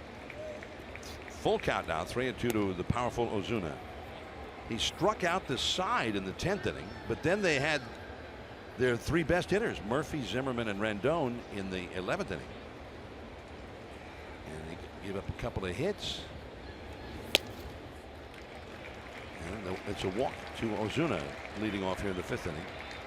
And then the automatic walk was given to load the bases and set up the force play at home plate and whatnot. And I felt kind of bad for him because Howie Kendrick, the veteran, he had a high fly ball, and we knew as soon as it got over the outfielder's head the game was over. But it just wouldn't come down, and finally it cleared the wall, and instead of just a game-ending base hit, they win 3-2. It was a grand slam, and all the 4 runs to his record. Yeah, that's the weird rule with you hit a double to walk it off, only one guy scores. You only give up 1 run, say it, but then you hit a homer, everybody has to count. That's unfortunate. Yep. There was a time going way back when Babe Ruth first came up, in fact, if you'd hit a game-ending home run in a spot and you only needed 1 run, you only got credit for a single. And they changed that rule sometime in the 20s. The Babe declared that he had several of those. He should have about 10 more added to his home run list. The Babe, I have a recording of Babe saying, "Oh, I hit probably 10 or 12 of those that ended games that only counted as a single."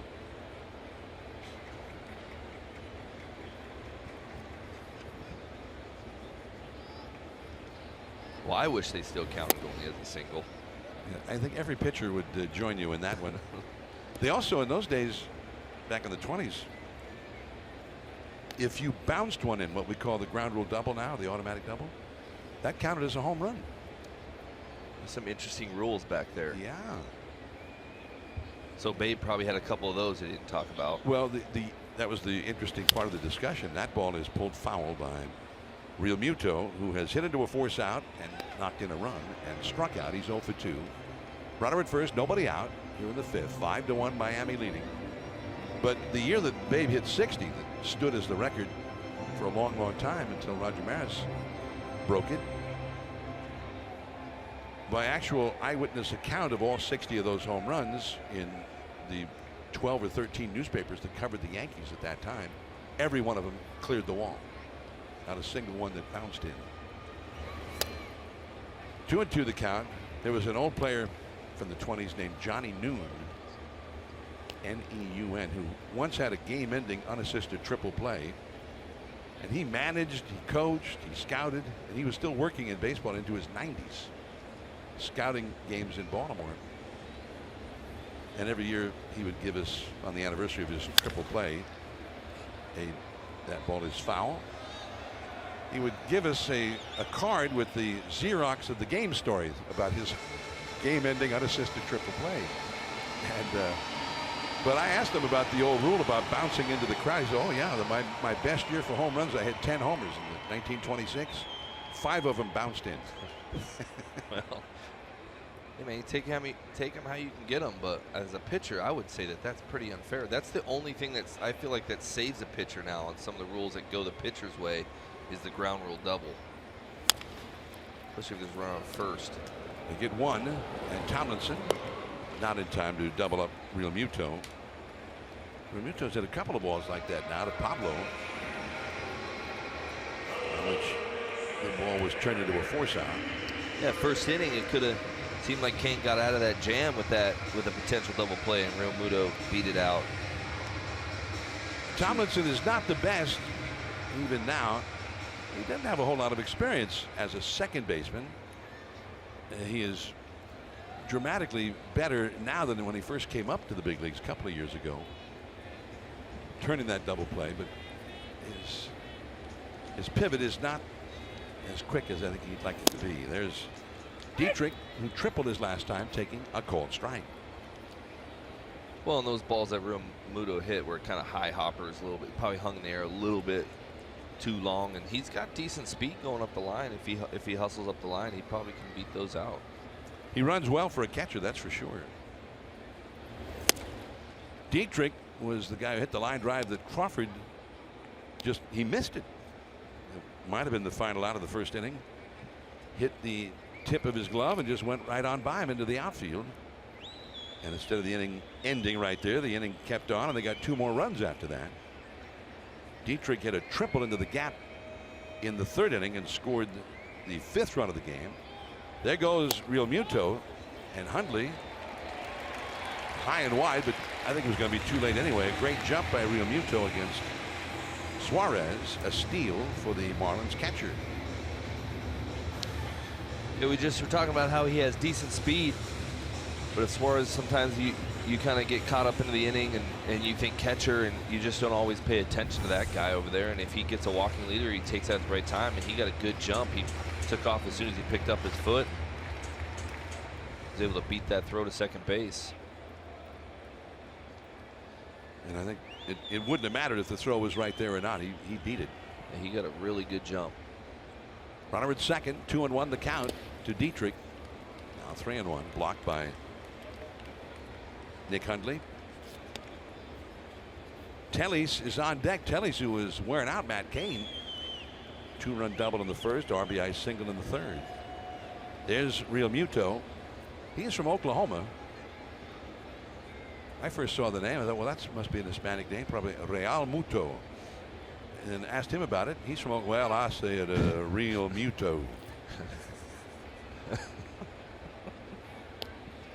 I said, really? And he said, no, Real Muto. 3-1 the count.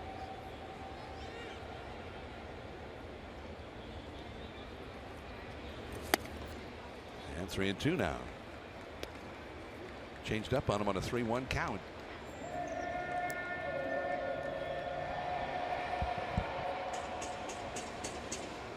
Dietrich has been a pretty reliable man for the Marlins for a few years. His ability to hit right-handed pitching. But not this year. The year in which he's played the most. The spin move and no movement there by Real Muto. 3-2 the count. Caliste now at shortstop. You see him there in the lower right-hand corner. And he's playing up the middle. There you see him over behind the runner, Real Muto. And the fastball off the inside. Second walk of the inning. Xfinity X1 customers, all you need to say is show me the San Francisco Giants into your X1 voice remote and get live stats on your TV. Change the way you experience TV with Xfinity X1. So here is Tellez, and Tellez has been really the big bat for the Marlins today. It was a 2-run first inning until his 2-run double with 2 down. Hit it right past third base, down the left field line, and then after Dietrich's 1-out triple in the third, he bounced a single into right field. So he's had 3 RBIs. They lead 5-1. He's got 2 men on right here. Well, Suarez is definitely going to need to make an adjustment. I don't think they really want him to struggle too much with throwing strikes, as they need him to go pretty deep into the game. Ryder Jones is going to help. He gets one. Caliste back to first. It was not in time. The Jets had a lot of guys over there at first base. There were several gloves that could have caught that ball. And I wasn't sure which one actually did catch it, but it was the right guy, Ryder Jones. Here's a look at it, Jeremy. Yeah, you see this.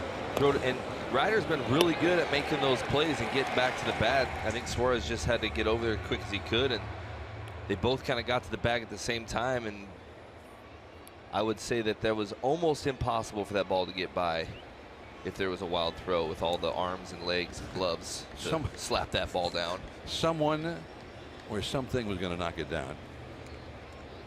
So runners at first and third now, 2 down, and here is Aviles. And it's 0-1. For Aviles.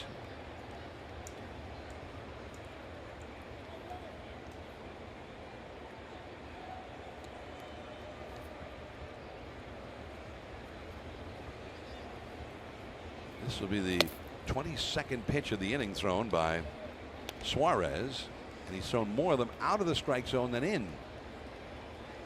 And he's also working on just 2 days rest. Tell you, one of the things about the Marlins that I'm seeing is it's pretty tough to double these guys up. They seem to all hustle down the line and not give up too many outs if they don't have to. They keep innings alive. Don Mattingly. And when you say that, I think that reflects on the manager. Yeah, it's probably a policy. We don't dog it to first. When you hit a ball, you run it out. The manager, Don, was pretty good at that when he played. He ran balls out to first base. That's a base hit to right field. Things like that right there will happen when you keep innings alive and not get doubled off. Real Muto in to score, and now it is 6-1 Miami. Tellez stops at second. Aviles with the RBI single. Suarez kind of got himself into trouble on that one. He's got a couple ground balls, but he's issued a couple free passes as well. And you make a good pitch and you get a good ground ball, and it can be a frustrating situation right there when that happens. But you kind of put yourself in that position by walking guys. Yeah, sometimes when ball gets put in play, it's out of your hands then. Here is Ichiro, the veteran, the ageless one, although his batting average is only .241, so maybe he's starting to show his age a little bit. Ball one, down and in. You add his hit total in Major League Baseball, more than 3,000 hits as a major leaguer, plus the years he played in Japan, and he's had more than, and I'm talking about hits, more hits than even Pete Rose altogether between the two leagues. That record does not count. Only what he does in Major League Baseball counts in terms of Major League Baseball records. Ichiro, he'd like to play till he's 50 at least, he says. Well, I don't know if that will happen, but he's putting a valiant effort in. 3,065 major league hits for Ichiro. And of course, he played in Japan for many years before that. Had 1,278 hits for the Oryx Blue Wave of the Pacific League.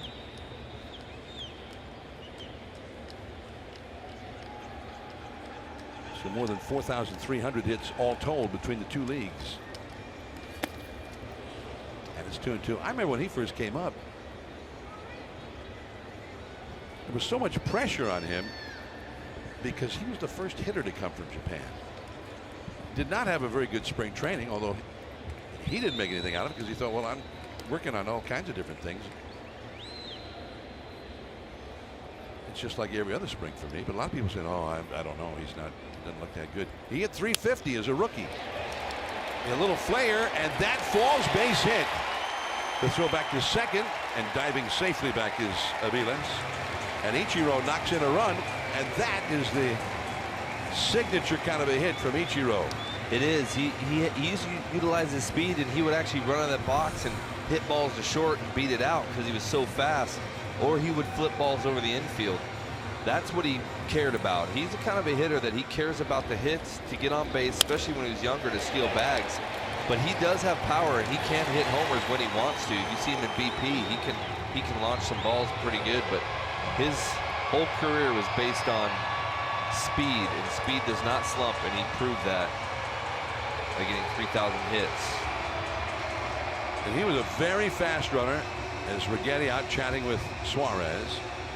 The Giants need a couple of innings out of Suarez here. They do, and they're going to probably let him go a little bit. They will be in a situation where Bochy doesn't usually let guys kind of hang out there and get hurt in the sense of give up runs. He's not going to leave you out there to give up a ton of runs. But in this situation, with knowing that they don't have an off day for a few days yet, and they've been used pretty good, they're going to try to leave him out there as long as they can. Leadoff man, D. Gordon, and there's a called strike. Ichiro, I don't know that Ichiro ran as fast as D. Gordon, but there wasn't that much difference because he had explosive speed. He did. He'd bunt for hits, and I don't know how many times I saw him hit a little ground ball to short and beat it out. Just a little chop, and he was already on the move as he swung at it. And what kind of swing he had so much back control as he was moving his body. He would actually be almost wanting to run out of the box as he kept his hands back and be running and slapping at the same time, which helps with speed. And when you're 3 or 4 steps up the line before the ball even gets to the grass of the infield, you're going to beat a lot of balls out. 1-1 to D. Gordon, who is the 7th man to come up in this inning. 2 runs in for the Marlins. They lead 7-1. Ichiro, number 51, there at first base. Aviles over at second.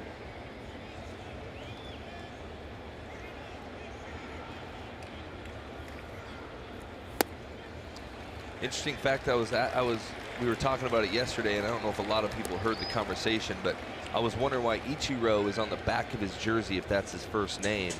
We found out Japanese culture, last name is what is said first, and your first name is what is said last. So like a lot of their first names are on the back of their jerseys. So Suzuki Ichiro would be how they would say it over there. So he just kept it and kept his first name on the back of his jersey. And that's one of the reasons, as the bases are now loaded, the walk to D. Gordon. That's 3 walks in the inning issued by Suarez. And he just walked D. Gordon with Giancarlo Stanton coming up. That gives you an idea as to how poorly things are going for Suarez right now. But Ichiro is like a rock star in Japan. And he was known by Ichiro and not Suzuki Ichiro, just Ichiro. Just Ichiro, yep. You would have been known as Athel Jeremy, but he was known only as Ichiro. A rock star kind of status afforded him. There's a strike called to Stanton, who's homered in each of the last 6 games. Today he has blooped a single to right, been hit by a pitch, and hit a comebacker. All of that against Matt Cain. Bases loaded, 2 down. 44 home runs for Stanton this year. A ground ball. Caliste, and that's it. So he walked 3 guys in the inning, gave up a couple of hits, but Stanton, ground ball to short, no problem. Piece of cake.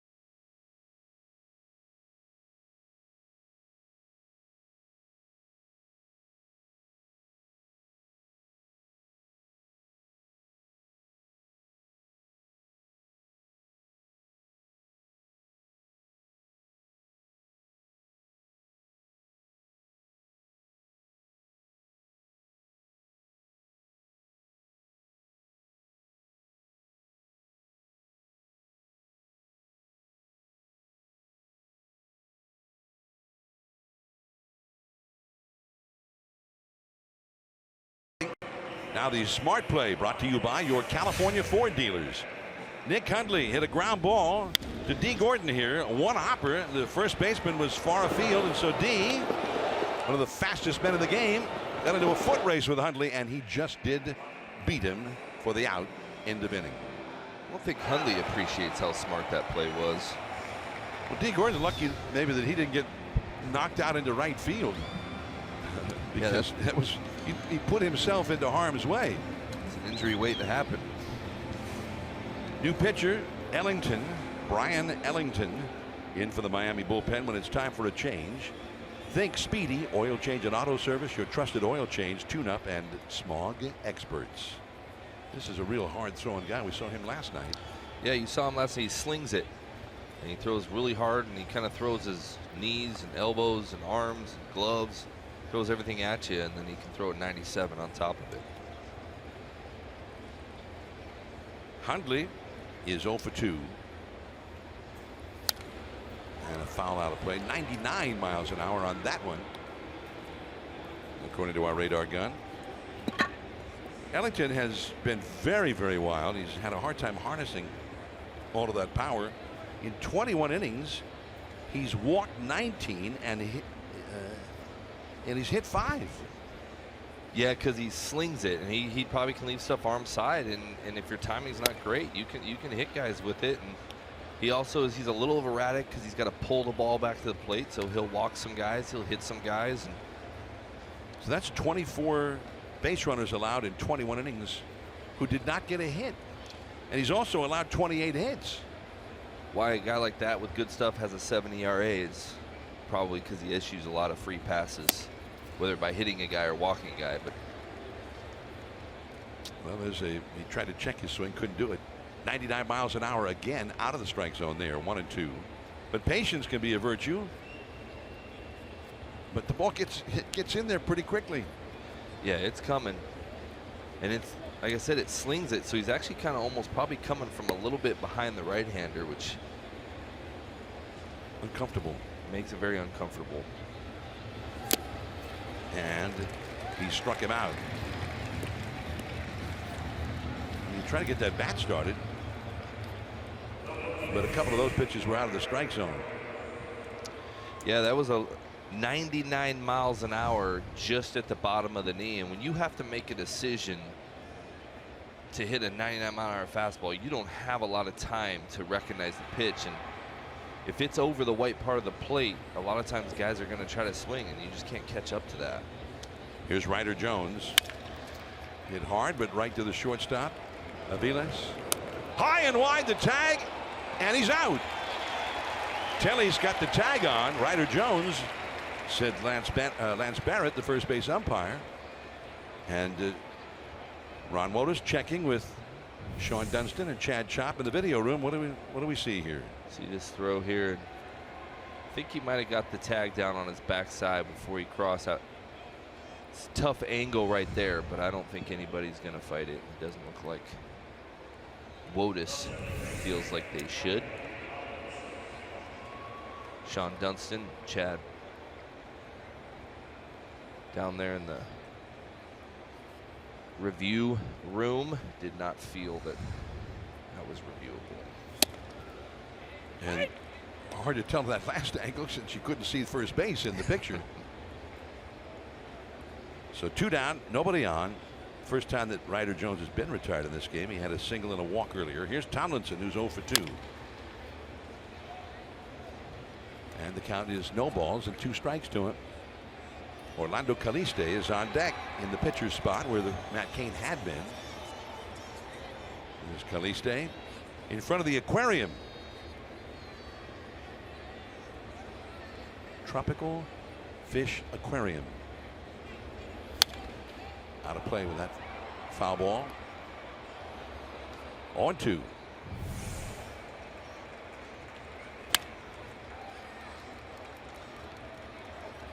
Here's another look. I mean, it was close. Definitely was really close to him being safe. I think he just got the top of that glove on his back shoulder right before his foot hit the bag. Before replay, that very easily could have been ruled a safe call because you pull a first baseman off the bag like that. A lot of times they assume he's safe. But with replay, I think umpires can say he's out, and then we can change it if I'm wrong. Yeah. Kind of the idea. I think that's comforting to an umpire. Can be, yeah. They want the call made right. Strike 3 call.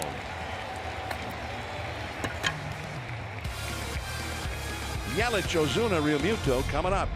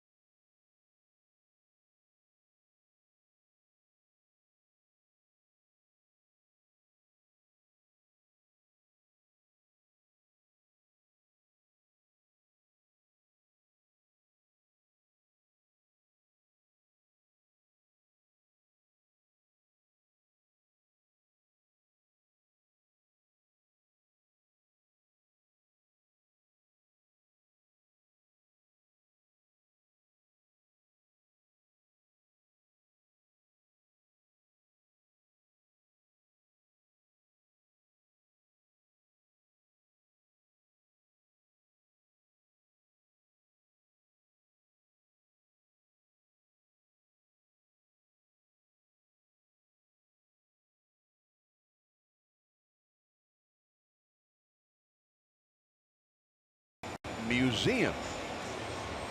Don't confuse it with the DeYoung Museum or SF MoMA. But there's some pretty good pieces in there. Barry Bonds, for instance.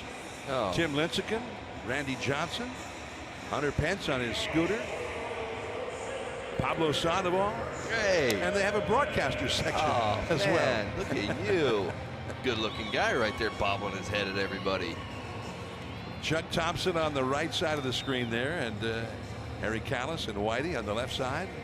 Great Phillies voices for many, many years. Line drive into left center field, base hit. Harry was one of the all-time greats, and it's the Bobblehead Museum. I love going to museums when we're on the road. Well, yeah. I finally found one I really liked a lot. Yeah. You should go get pictures with yourself down there. Sure, it's what everybody feels like if they have a wax, character made after them. All the actors go to the wax museums. You probably love that too. They should make a wax character out of you. You should be a wax guy. Yeah. The San Francisco Wax Museum down there by the wharf, they should put you in there. Yeah, like maybe holding an axe or petitioning for that.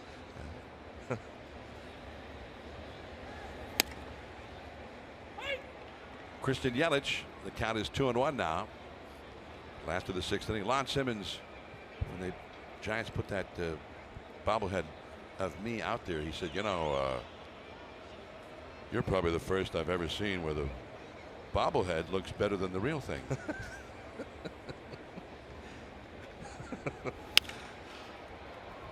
Along the left field line, and foul. Pablo racing out for it. Parker in. Not playable for either one of them. Both hustling.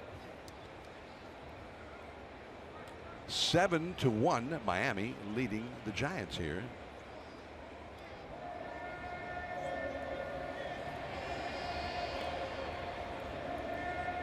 Barry Bonds is not only in the Giants section in the Bobblehead Museum, he's in the Pirates section.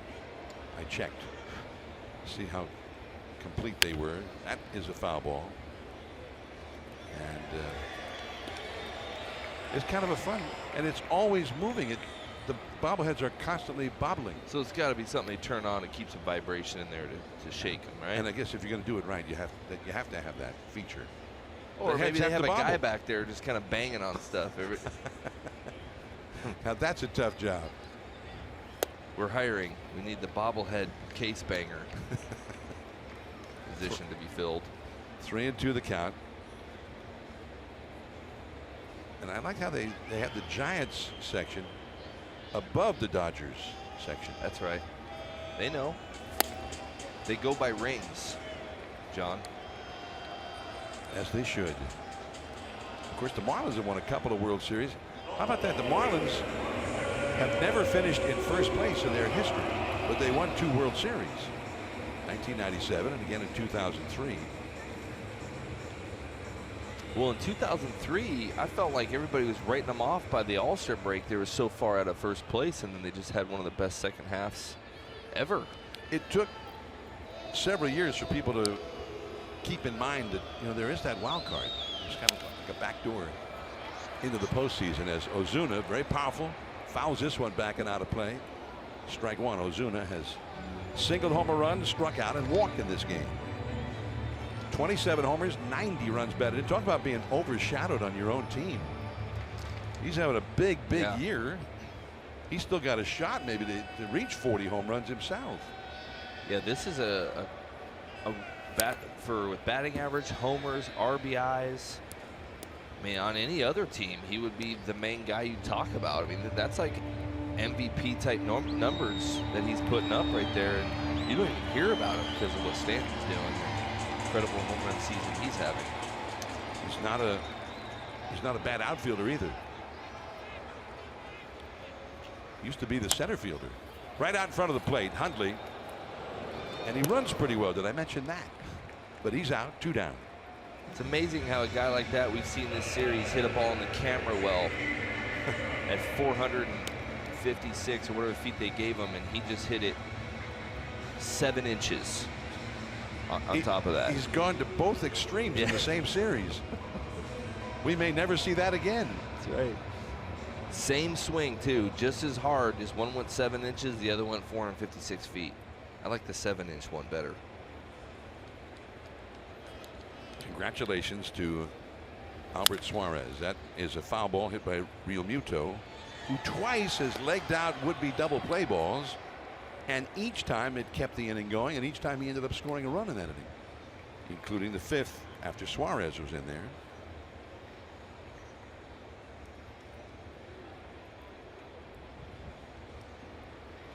Dwayne Kuiper will be returning for the 7th inning. That is into center field.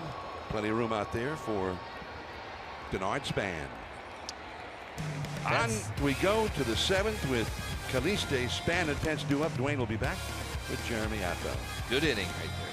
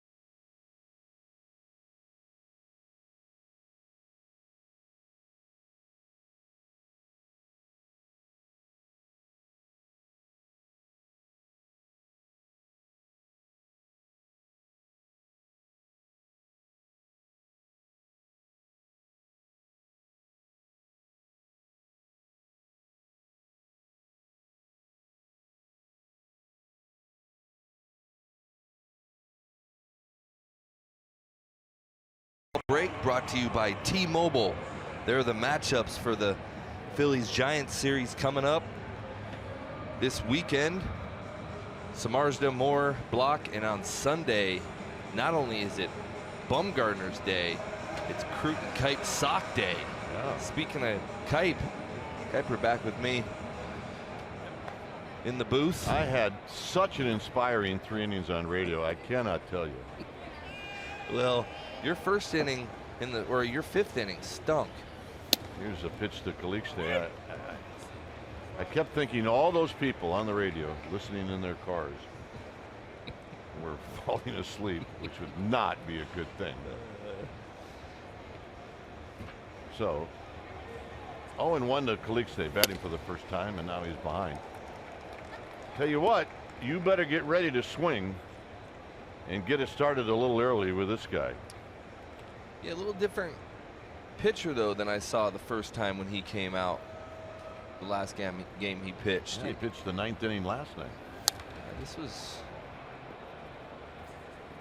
He stayed at 99. Yeah, he's throwing some high velocity at you. And a little bit better command. He's got high ERA, and that's because I think he walks too many guys, and he hits guys, and he's offering a lot of free passes, but last inning was pretty explosive. Ooh, close pitch, 1-2.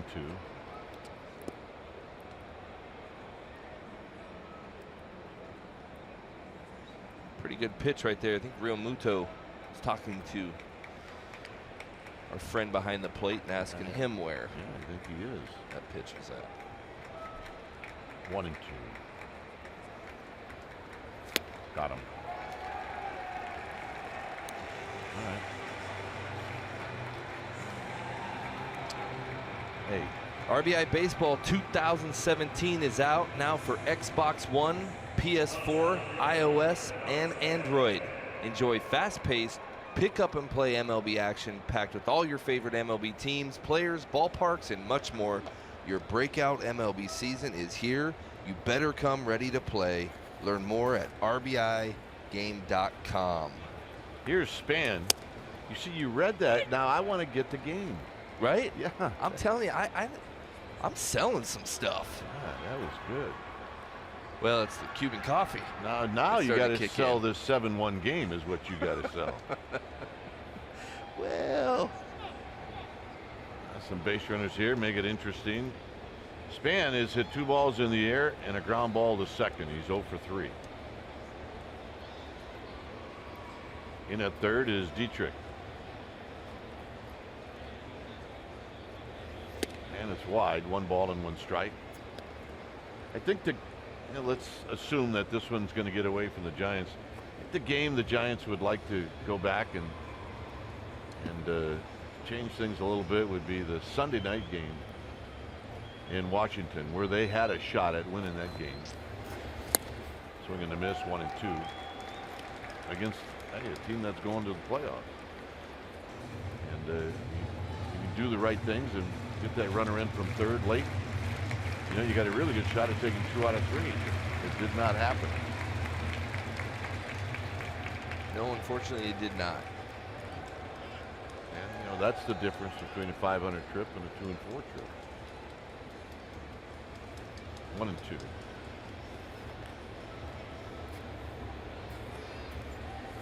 Span takes a good pitch, 2-2.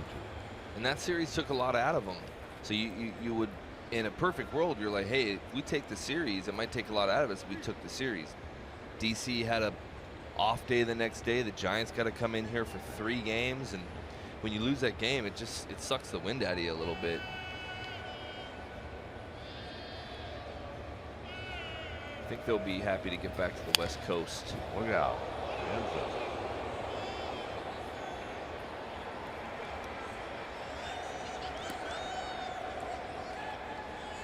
Well, players are smart. When they get here, they do not spend a lot of time outside. In the old ballpark, you didn't have a choice, of course. But here, if you're tired here, it's because of what happened before you got here. Yeah. You're right. That old ballpark, there were so many times that I was part of teams that came in here and played. You didn't take BP. No. Fouled out of play. And Mike and I used to talk about it all the time. Maybe half the time batting practice was rained out. And more so than not, you would take batting practice in the rain and just wait for it to pass. I know this will come as a shocker to you, but I was in left field during BP, and Rags was talking to me one time, and Pablo hit a ball and it hit me square in the chest. Almost put me on the DL. 2 pitches up high, 3-2. So Rags wasn't talking and you were listening. You were talking. No, I swear Rags was talking. I was paying attention. I was staring deeply into his eyes as he was giving me pitching advice, and it hit me right in the chest. I thought I had a heart attack. I mean, I was going down. I was telling him I was fine, but I couldn't breathe at the same time I was saying it to him. He didn't really believe me. Aviles and Span just thrown out. I remember the story a different way. I remember we were sitting up in the booth and somebody said, hey, somebody's down in left field. And the response was, it's Affelt, and we went back to doing our scorecards. Yeah, he's expendable. Well, no, it wasn't that. It was just, oh, well, okay. There's not really a new story there. Oh, It's Jeremy, same old, same old. Again, at least he's in uniform. Here's Pence. He's got 2 infield hits. And a called strike, and it's 0-1. If you look at Brian Ellington, this is the prototypical now reliever coming out of the bullpens around the major leagues. 99 with a slider. Just 100. Bringing it right at you.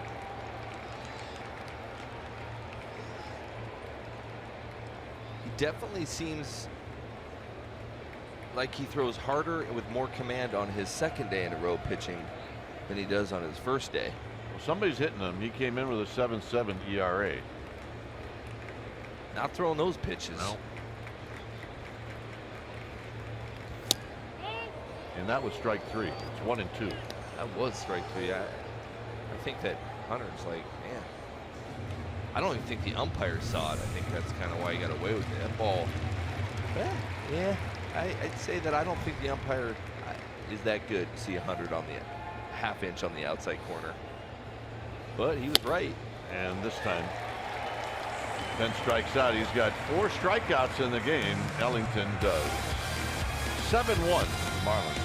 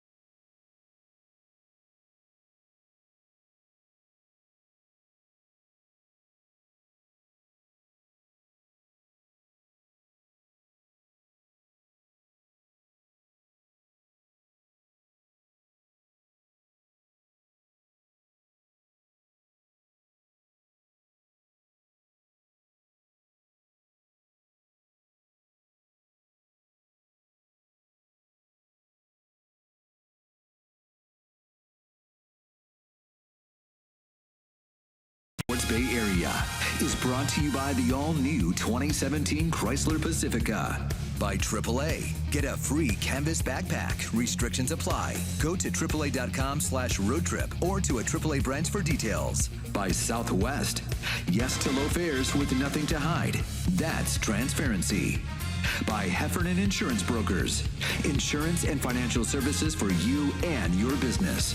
Visit hefins.com.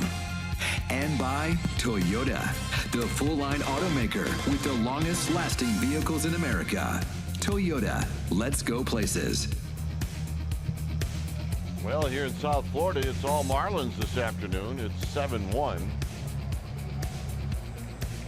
And the hitter will be Derek Dietrich, who's been on base 3 times. And there's a pitch inside. 1 ball and no strikes. If you just joined us, I'll tell you that the Marlins did their damage in the first inning, and the Giants helped them out. There's a fly ball to right.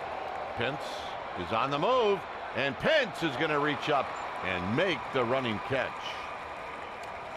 Maybe a little late start for Hunter Pence, but he made up for it. Yeah, he almost looked like he didn't see that ball right off the bat, but he kind of turned on the afterburners there in the end. Made a great play. Because he was late on it, he had to run the perfect route. He did it. He ran the perfect route. If he gets his glove on it, he usually catches it. He made some big plays against the Cardinals. I want to say 2012. Yeah, Vogelsong was pitching in that game, right, where he caught that ball against the fence. And there's another one he made in St. Louis. It was down, came charging in and caught it near the foul line behind first. Anyway, here's Talise. And Talise lifts one to Span. And Span will put it away. 2 outs. Giants will go home. The Marlins will head to New York. They will take on the Mets on Friday.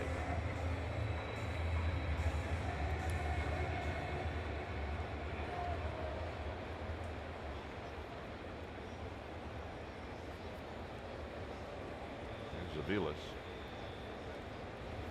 I was saying over on the radio side, one of my pet peeves, and there really isn't anything you can do about it, is the opponent that the Giants will play next. There's a pitch in the dirt. Should be the Phillies. They should not get into San Francisco before the home team does. The Phillies tonight will be having dinner in one of our great restaurants in the city, while the Giants are going to be eating cheese popcorn. I hope there's cheese popcorn on the flight back home. So he's saying the Phillies are playing somewhere on the West Coast. They're playing in San Diego, and the expression in our house is, "It ain't right." It's a rough flight from San Diego to San Francisco. Line drive, center field, Span coming in. He dives and it shoots by him. And Aviles is going to have a double. Well, it was one of those all or nothing type scenarios for Denard. He had to run in, and he's got to commit. He's either going to catch it or he's going to hold up. He decided, I think I can get it. He laid out. There's always a risk to that, but I think every pitcher is okay with a guy laying out. Now, that ball seemed to tail on him maybe a little bit last second, but there's not a lot of pitchers that are going to be that upset with you for laying out, trying to catch a ball and giving it your best shot. I understand. In a 7-run game, absolutely. Ball almost tailed to a point where it kind of went by him almost. It was kind of a weird flight on a baseball. I've seen a couple weird flights on baseballs here in this ballpark this series. Well, like they do in a lot of areas here in the South, you just blame it on the humidity. Yeah, it's humid, man. Ball cuts in.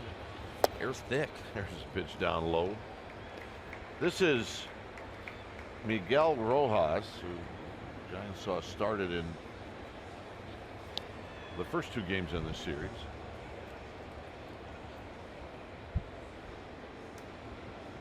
Giants fans might remember Rojas when he played for the Dodgers. It was a called strike, 1 ball and 1 strike.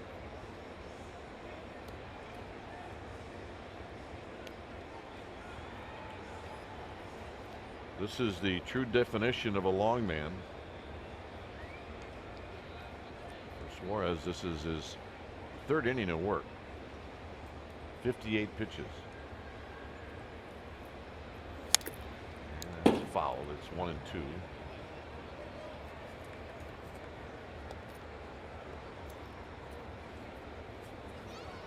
You're going to be in the Bay Area this weekend, Brett. I am, You yeah. have some responsibilities. I have a couple responsibilities. One of them is going to check out the golf course in San Francisco just to make sure it's ready for the golf tournament coming up. That's a good one. Yeah.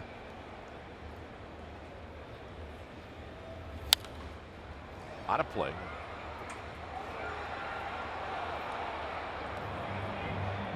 One and 2. There's Osich getting loose. Osich, yeah, he's had a couple days off in the DC series. He actually had warmed up, pitched in 2, but actually warmed up almost in all 3 of those games in a 24-hour period. It's definitely a rough scenario sometimes. You only lefty in the bullpen. You kind of got to be ready for a lot of situations. There's a 2-out base hit, and here comes Aviles, and it's now 8-1. Rojas seems to be a little bit of a difficult out for us, whether we walk him or he gives up hits, but he's had some pretty good at-bats on the Giants this series. He just poked that one right back up the middle.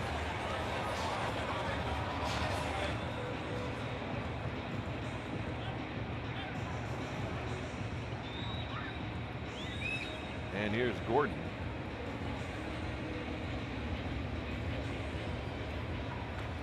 Yeah, going into San Francisco, I checked the weather when they asked me to go to Harding Park there, the golf course up there, man. I was saying, hey, you should check it out, see how it plays for the tournament. I was more than okay with going up there.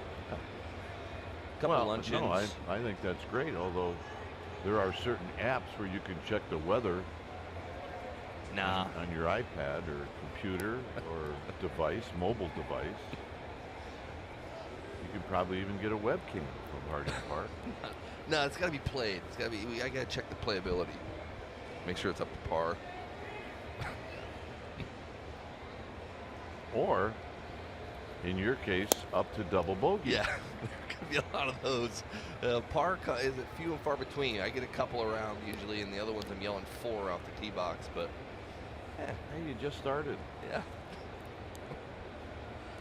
It's not a game where you just pick it up and go, I'm good. definitely didn't happen for me. It did not happen for me either. And you did it like I did. I didn't start playing until after I retired. A good shot of Osich.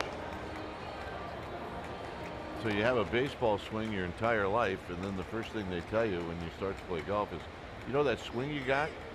Get rid of it. There's a breaking ball for a strike, 1 and 2. And all of a sudden, muscle memory. It's like, wow.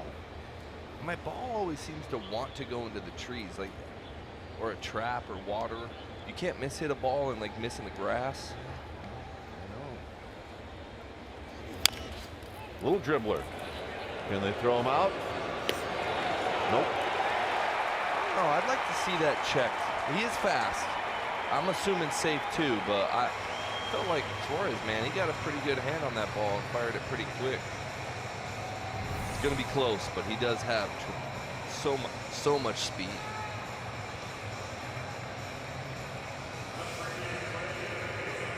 It's close. He is running down that line, though. He knows it. Now, the Giants have nothing to lose, so they're going to have the umpires take a look at it. And, you know, you do this for the benefit of the guy out on the mound. Try to help him out a little bit. He's got 2 outs. Get him out of the inning. And it was pretty close. I mean, it's all about, I think he's out. This replay review is presented by Xfinity. I think he's out because Gordon's not even looking at it on the screen.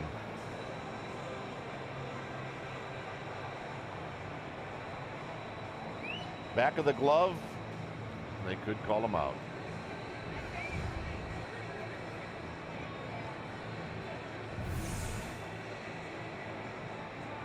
Whether they do or not. I mean, there's really no excuse for calling him safe right there.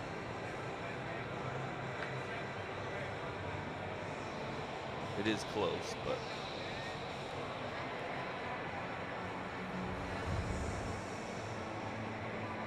if they call him safe, will you cancel your Harding Park adventure?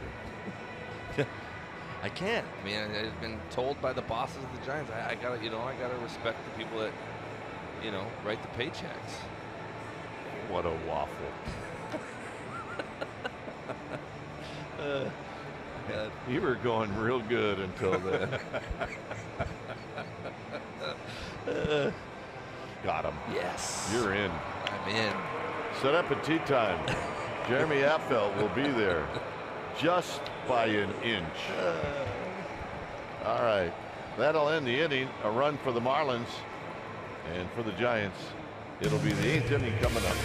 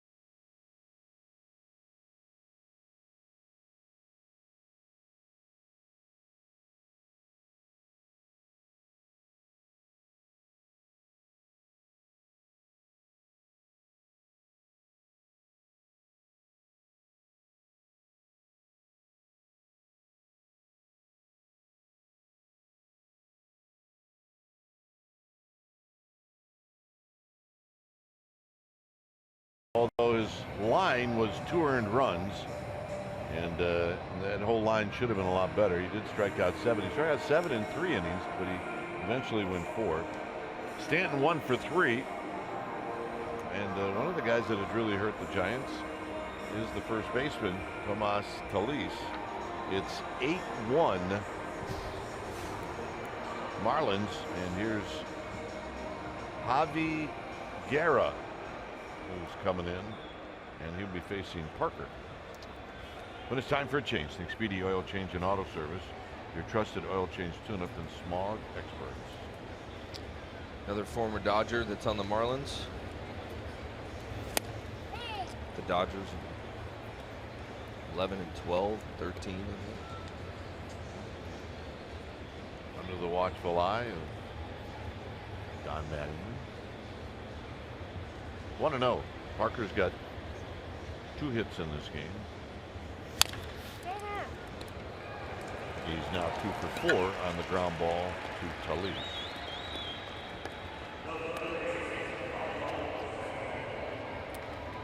So Rojas comes in, and Sandoval is going to hit. Probably had a base hit in the 3rd. He's 1 for 3.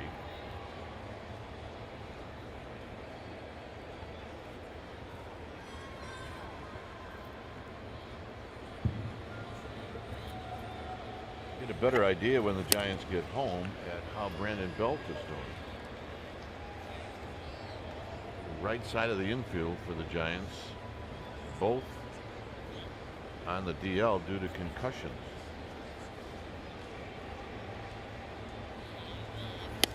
Pitch is high to Sandoval. It's 2-0. Both had to deal with those last year.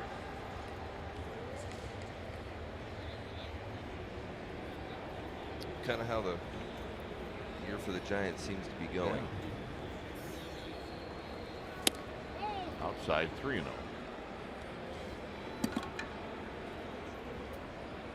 First home game of the year for the Giants. Taijuan Walker hits Buster Posey in the head on the DL. And a 4-pitch walk to Makanda, who doesn't get many of those. And that'll bring up Moncrief, who's going to pinch hit.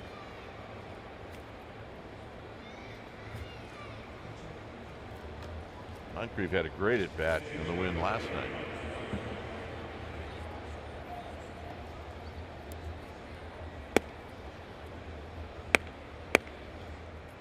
So Hundley to follow.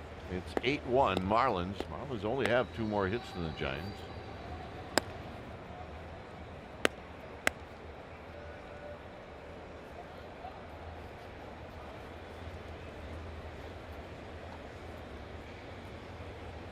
So Guerra deals to Moncrief, who looked like he may have been taking all the way, and he takes a strike.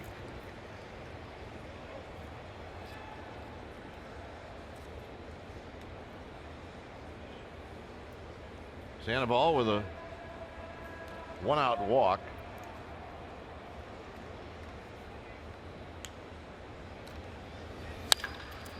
And this is going to be a double play, as Moncrief just hit a rocket. Bottom of the 8th coming up.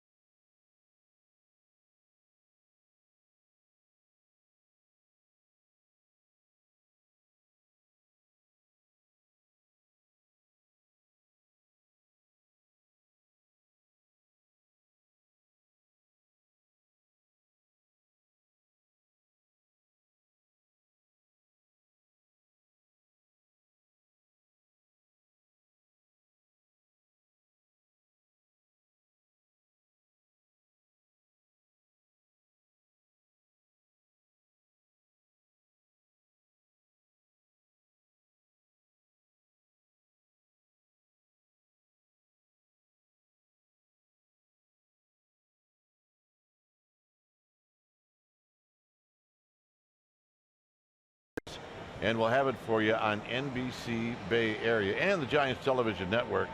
And then Friday at 7, pregame live at 6 on NBC Sports Bay Area. Check us out. Dave will still be on assignment. Mike Krukow will be back.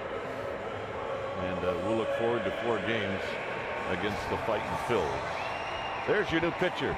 It's Josh Osich. And when it's time for a change, think Speedy Oil Change and Auto Service. Your trusted oil change tune-up and smog experts.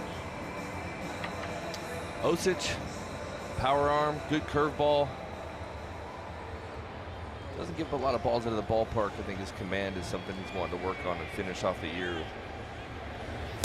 Good command. So good breaking ball to Giancarlo Stanton, who's 1 for 3. Moncrief, who just smoked one that was caught, is now in right field, as this is hit right away from the shift, and Stanton with a base hit. Well,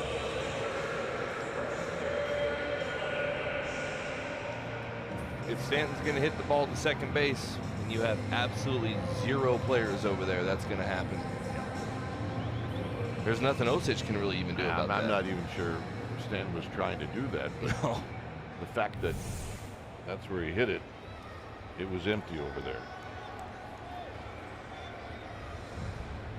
Here's Yelich, who's 0 for 4 with 3 strikeouts, and there's a high fastball, 1 ball and no strikes. Yeah, so they wanted to watch Giancarlo Stanton take his last at bat. Very frustrated that he didn't hit a home run today, so they're going to go home. That foul, 1 ball and 1 strike. On deck is Ozuna, so hey, what does Osich get into? He gets into the beef right off the bat. Yeah, but he has the stuff to get those guys out. I don't think the Giants feel like he doesn't have the physical stuff to be there. I think it's the repeating the delivery and throwing the quality of strikes that you need to throw to get guys out is what they're looking to see him make an adjustment on. And he's hit a little bit of a wall, but I think overall, you know, he has major league stuff, and he has the stuff to beat pretty much anybody in the big leagues as long as he knows how to use it. Throwing strikes is going to be a big thing for him. If I said to you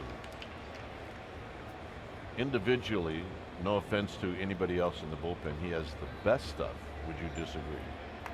No, I wouldn't, because he's got the velocity and movement that he has on a fastball, and the late breaking curveball is really good. It's a lot of times when you have stuff, you have to learn how to use it. It's the problem, and it can move too much on you, and you got to learn how to command balls in zone, get ground balls like that. That's 1, not in time.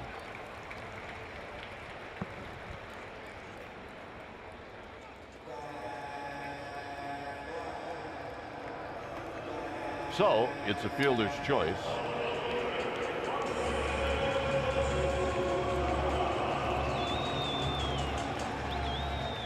And here's Ozuna.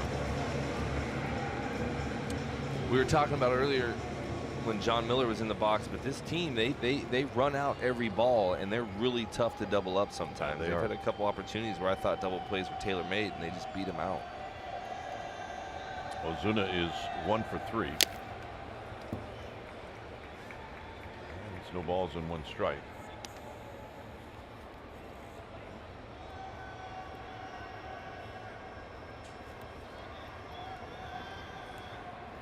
So Yelich, you look at the box score, you follow the Marlins, you don't see too many 0 for 5s from Yelich. This is on the ground to Tomlinson. Tomlinson's going to take the toughest part of the play and go to second. And he gets the lead runner, which Osich has to be happy about. And that'll bring up Real Muto. Something I think that is sometimes a good gauge for your stuff at the time, especially with his stuff, is the kind of ground balls, the kind of contact that you're getting. And when you get balls like that where it's just weak, beaten to the ground balls, that means your ball's late, going down, sinker movement, and you're going to get the weak contact. Sometimes double plays can't be made because of it, but your job is to get weak contact, and getting that ball down like that's going to get it. Remuto, although he does not have a hit in this game, has been on base twice on fielder's choices, and he scored twice. What good stuff Osage has brought out to the mound today. It's 0-2.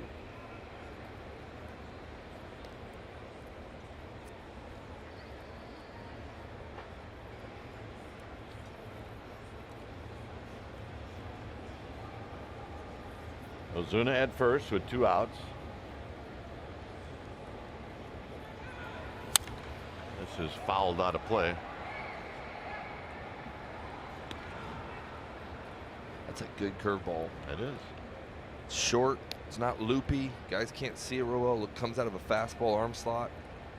Dives at the end. That's why you're getting kind of the lazy swings on them.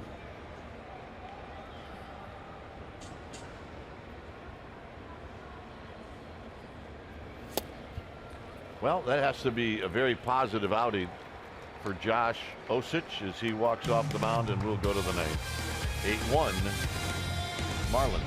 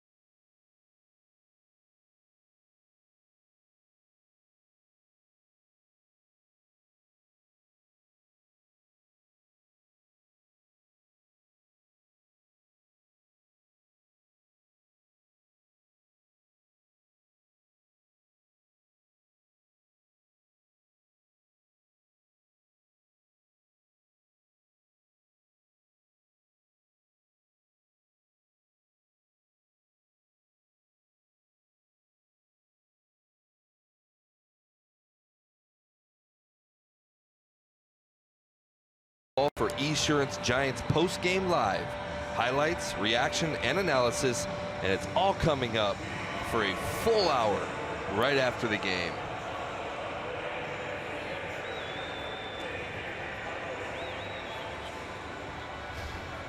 So, an old familiar face on the mound, Brad Ziegler, when it's time for a change. Think Speedy Oil Change in Auto Service, your trusted oil change tune-up and smog expert. Seeing those numbers, that's actually not an unforeign face, but those are foreign numbers from a guy like that. He's usually giving up a lot of hits to innings pitched. Right-hander's hitting .378. Yeah, and that's not normal for a guy like Brad. And he'll be facing Hundley. Hundley is 0 for 3. A strike, and it's 0-1. 82-mile-an-hour fastball.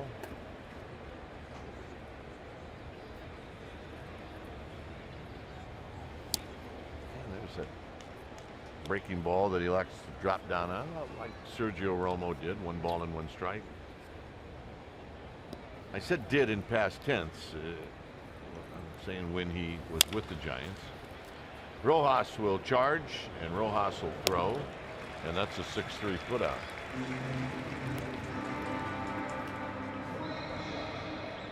Here's Ryder Jones.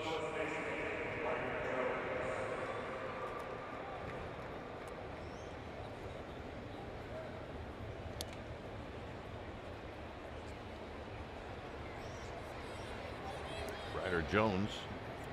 1 for 2, a walk and a base hit, and here he taps this one to first, and that's out number 2. I hated those the most because you know you're going to be out and you have to run hard. Yeah. And you end up running hard because you're ticked. Well, and there are some infielders that if you don't, they'll hold onto the ball and make you almost run all the way to the bag just to tick you off even more. It is true, absolutely.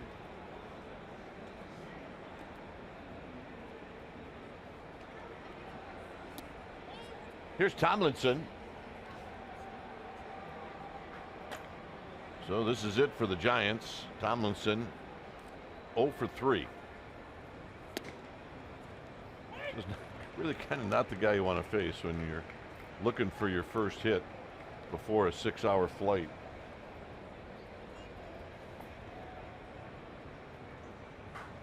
But as my partner likes to say, it's the big leagues, and Realmuto throws it away. Smart not challenging Stanton right there. I think that he would have been in trouble. But that's what speed does right there. Speed allows those little swings and those little swing and bunts that they get. You run up the line hard. Guys are forced to throw balls, and sometimes they'll throw them away. Sometimes they'll get all the way by them here and stand on second base. But this is an error, by the way, charged to Realmuto. And I don't know, maybe Tomlinson beats it out. Here's that should be a hit. Calixte. Here's how I would do it if I was the official scorer. I would keep it like it is. If he doesn't score, change it to a hit. That's right. And is that the right way to do it? No. Well, kind of. But that's how I would do it. I mean, if you're right on the edge of not knowing what it is, no harm, no foul. Basically. 1 ball and 1 strike. Calixte struck out in his only at bat in the 7th. Here he hits one to right, and this should do it. Stanton waiting, and that's the ball game.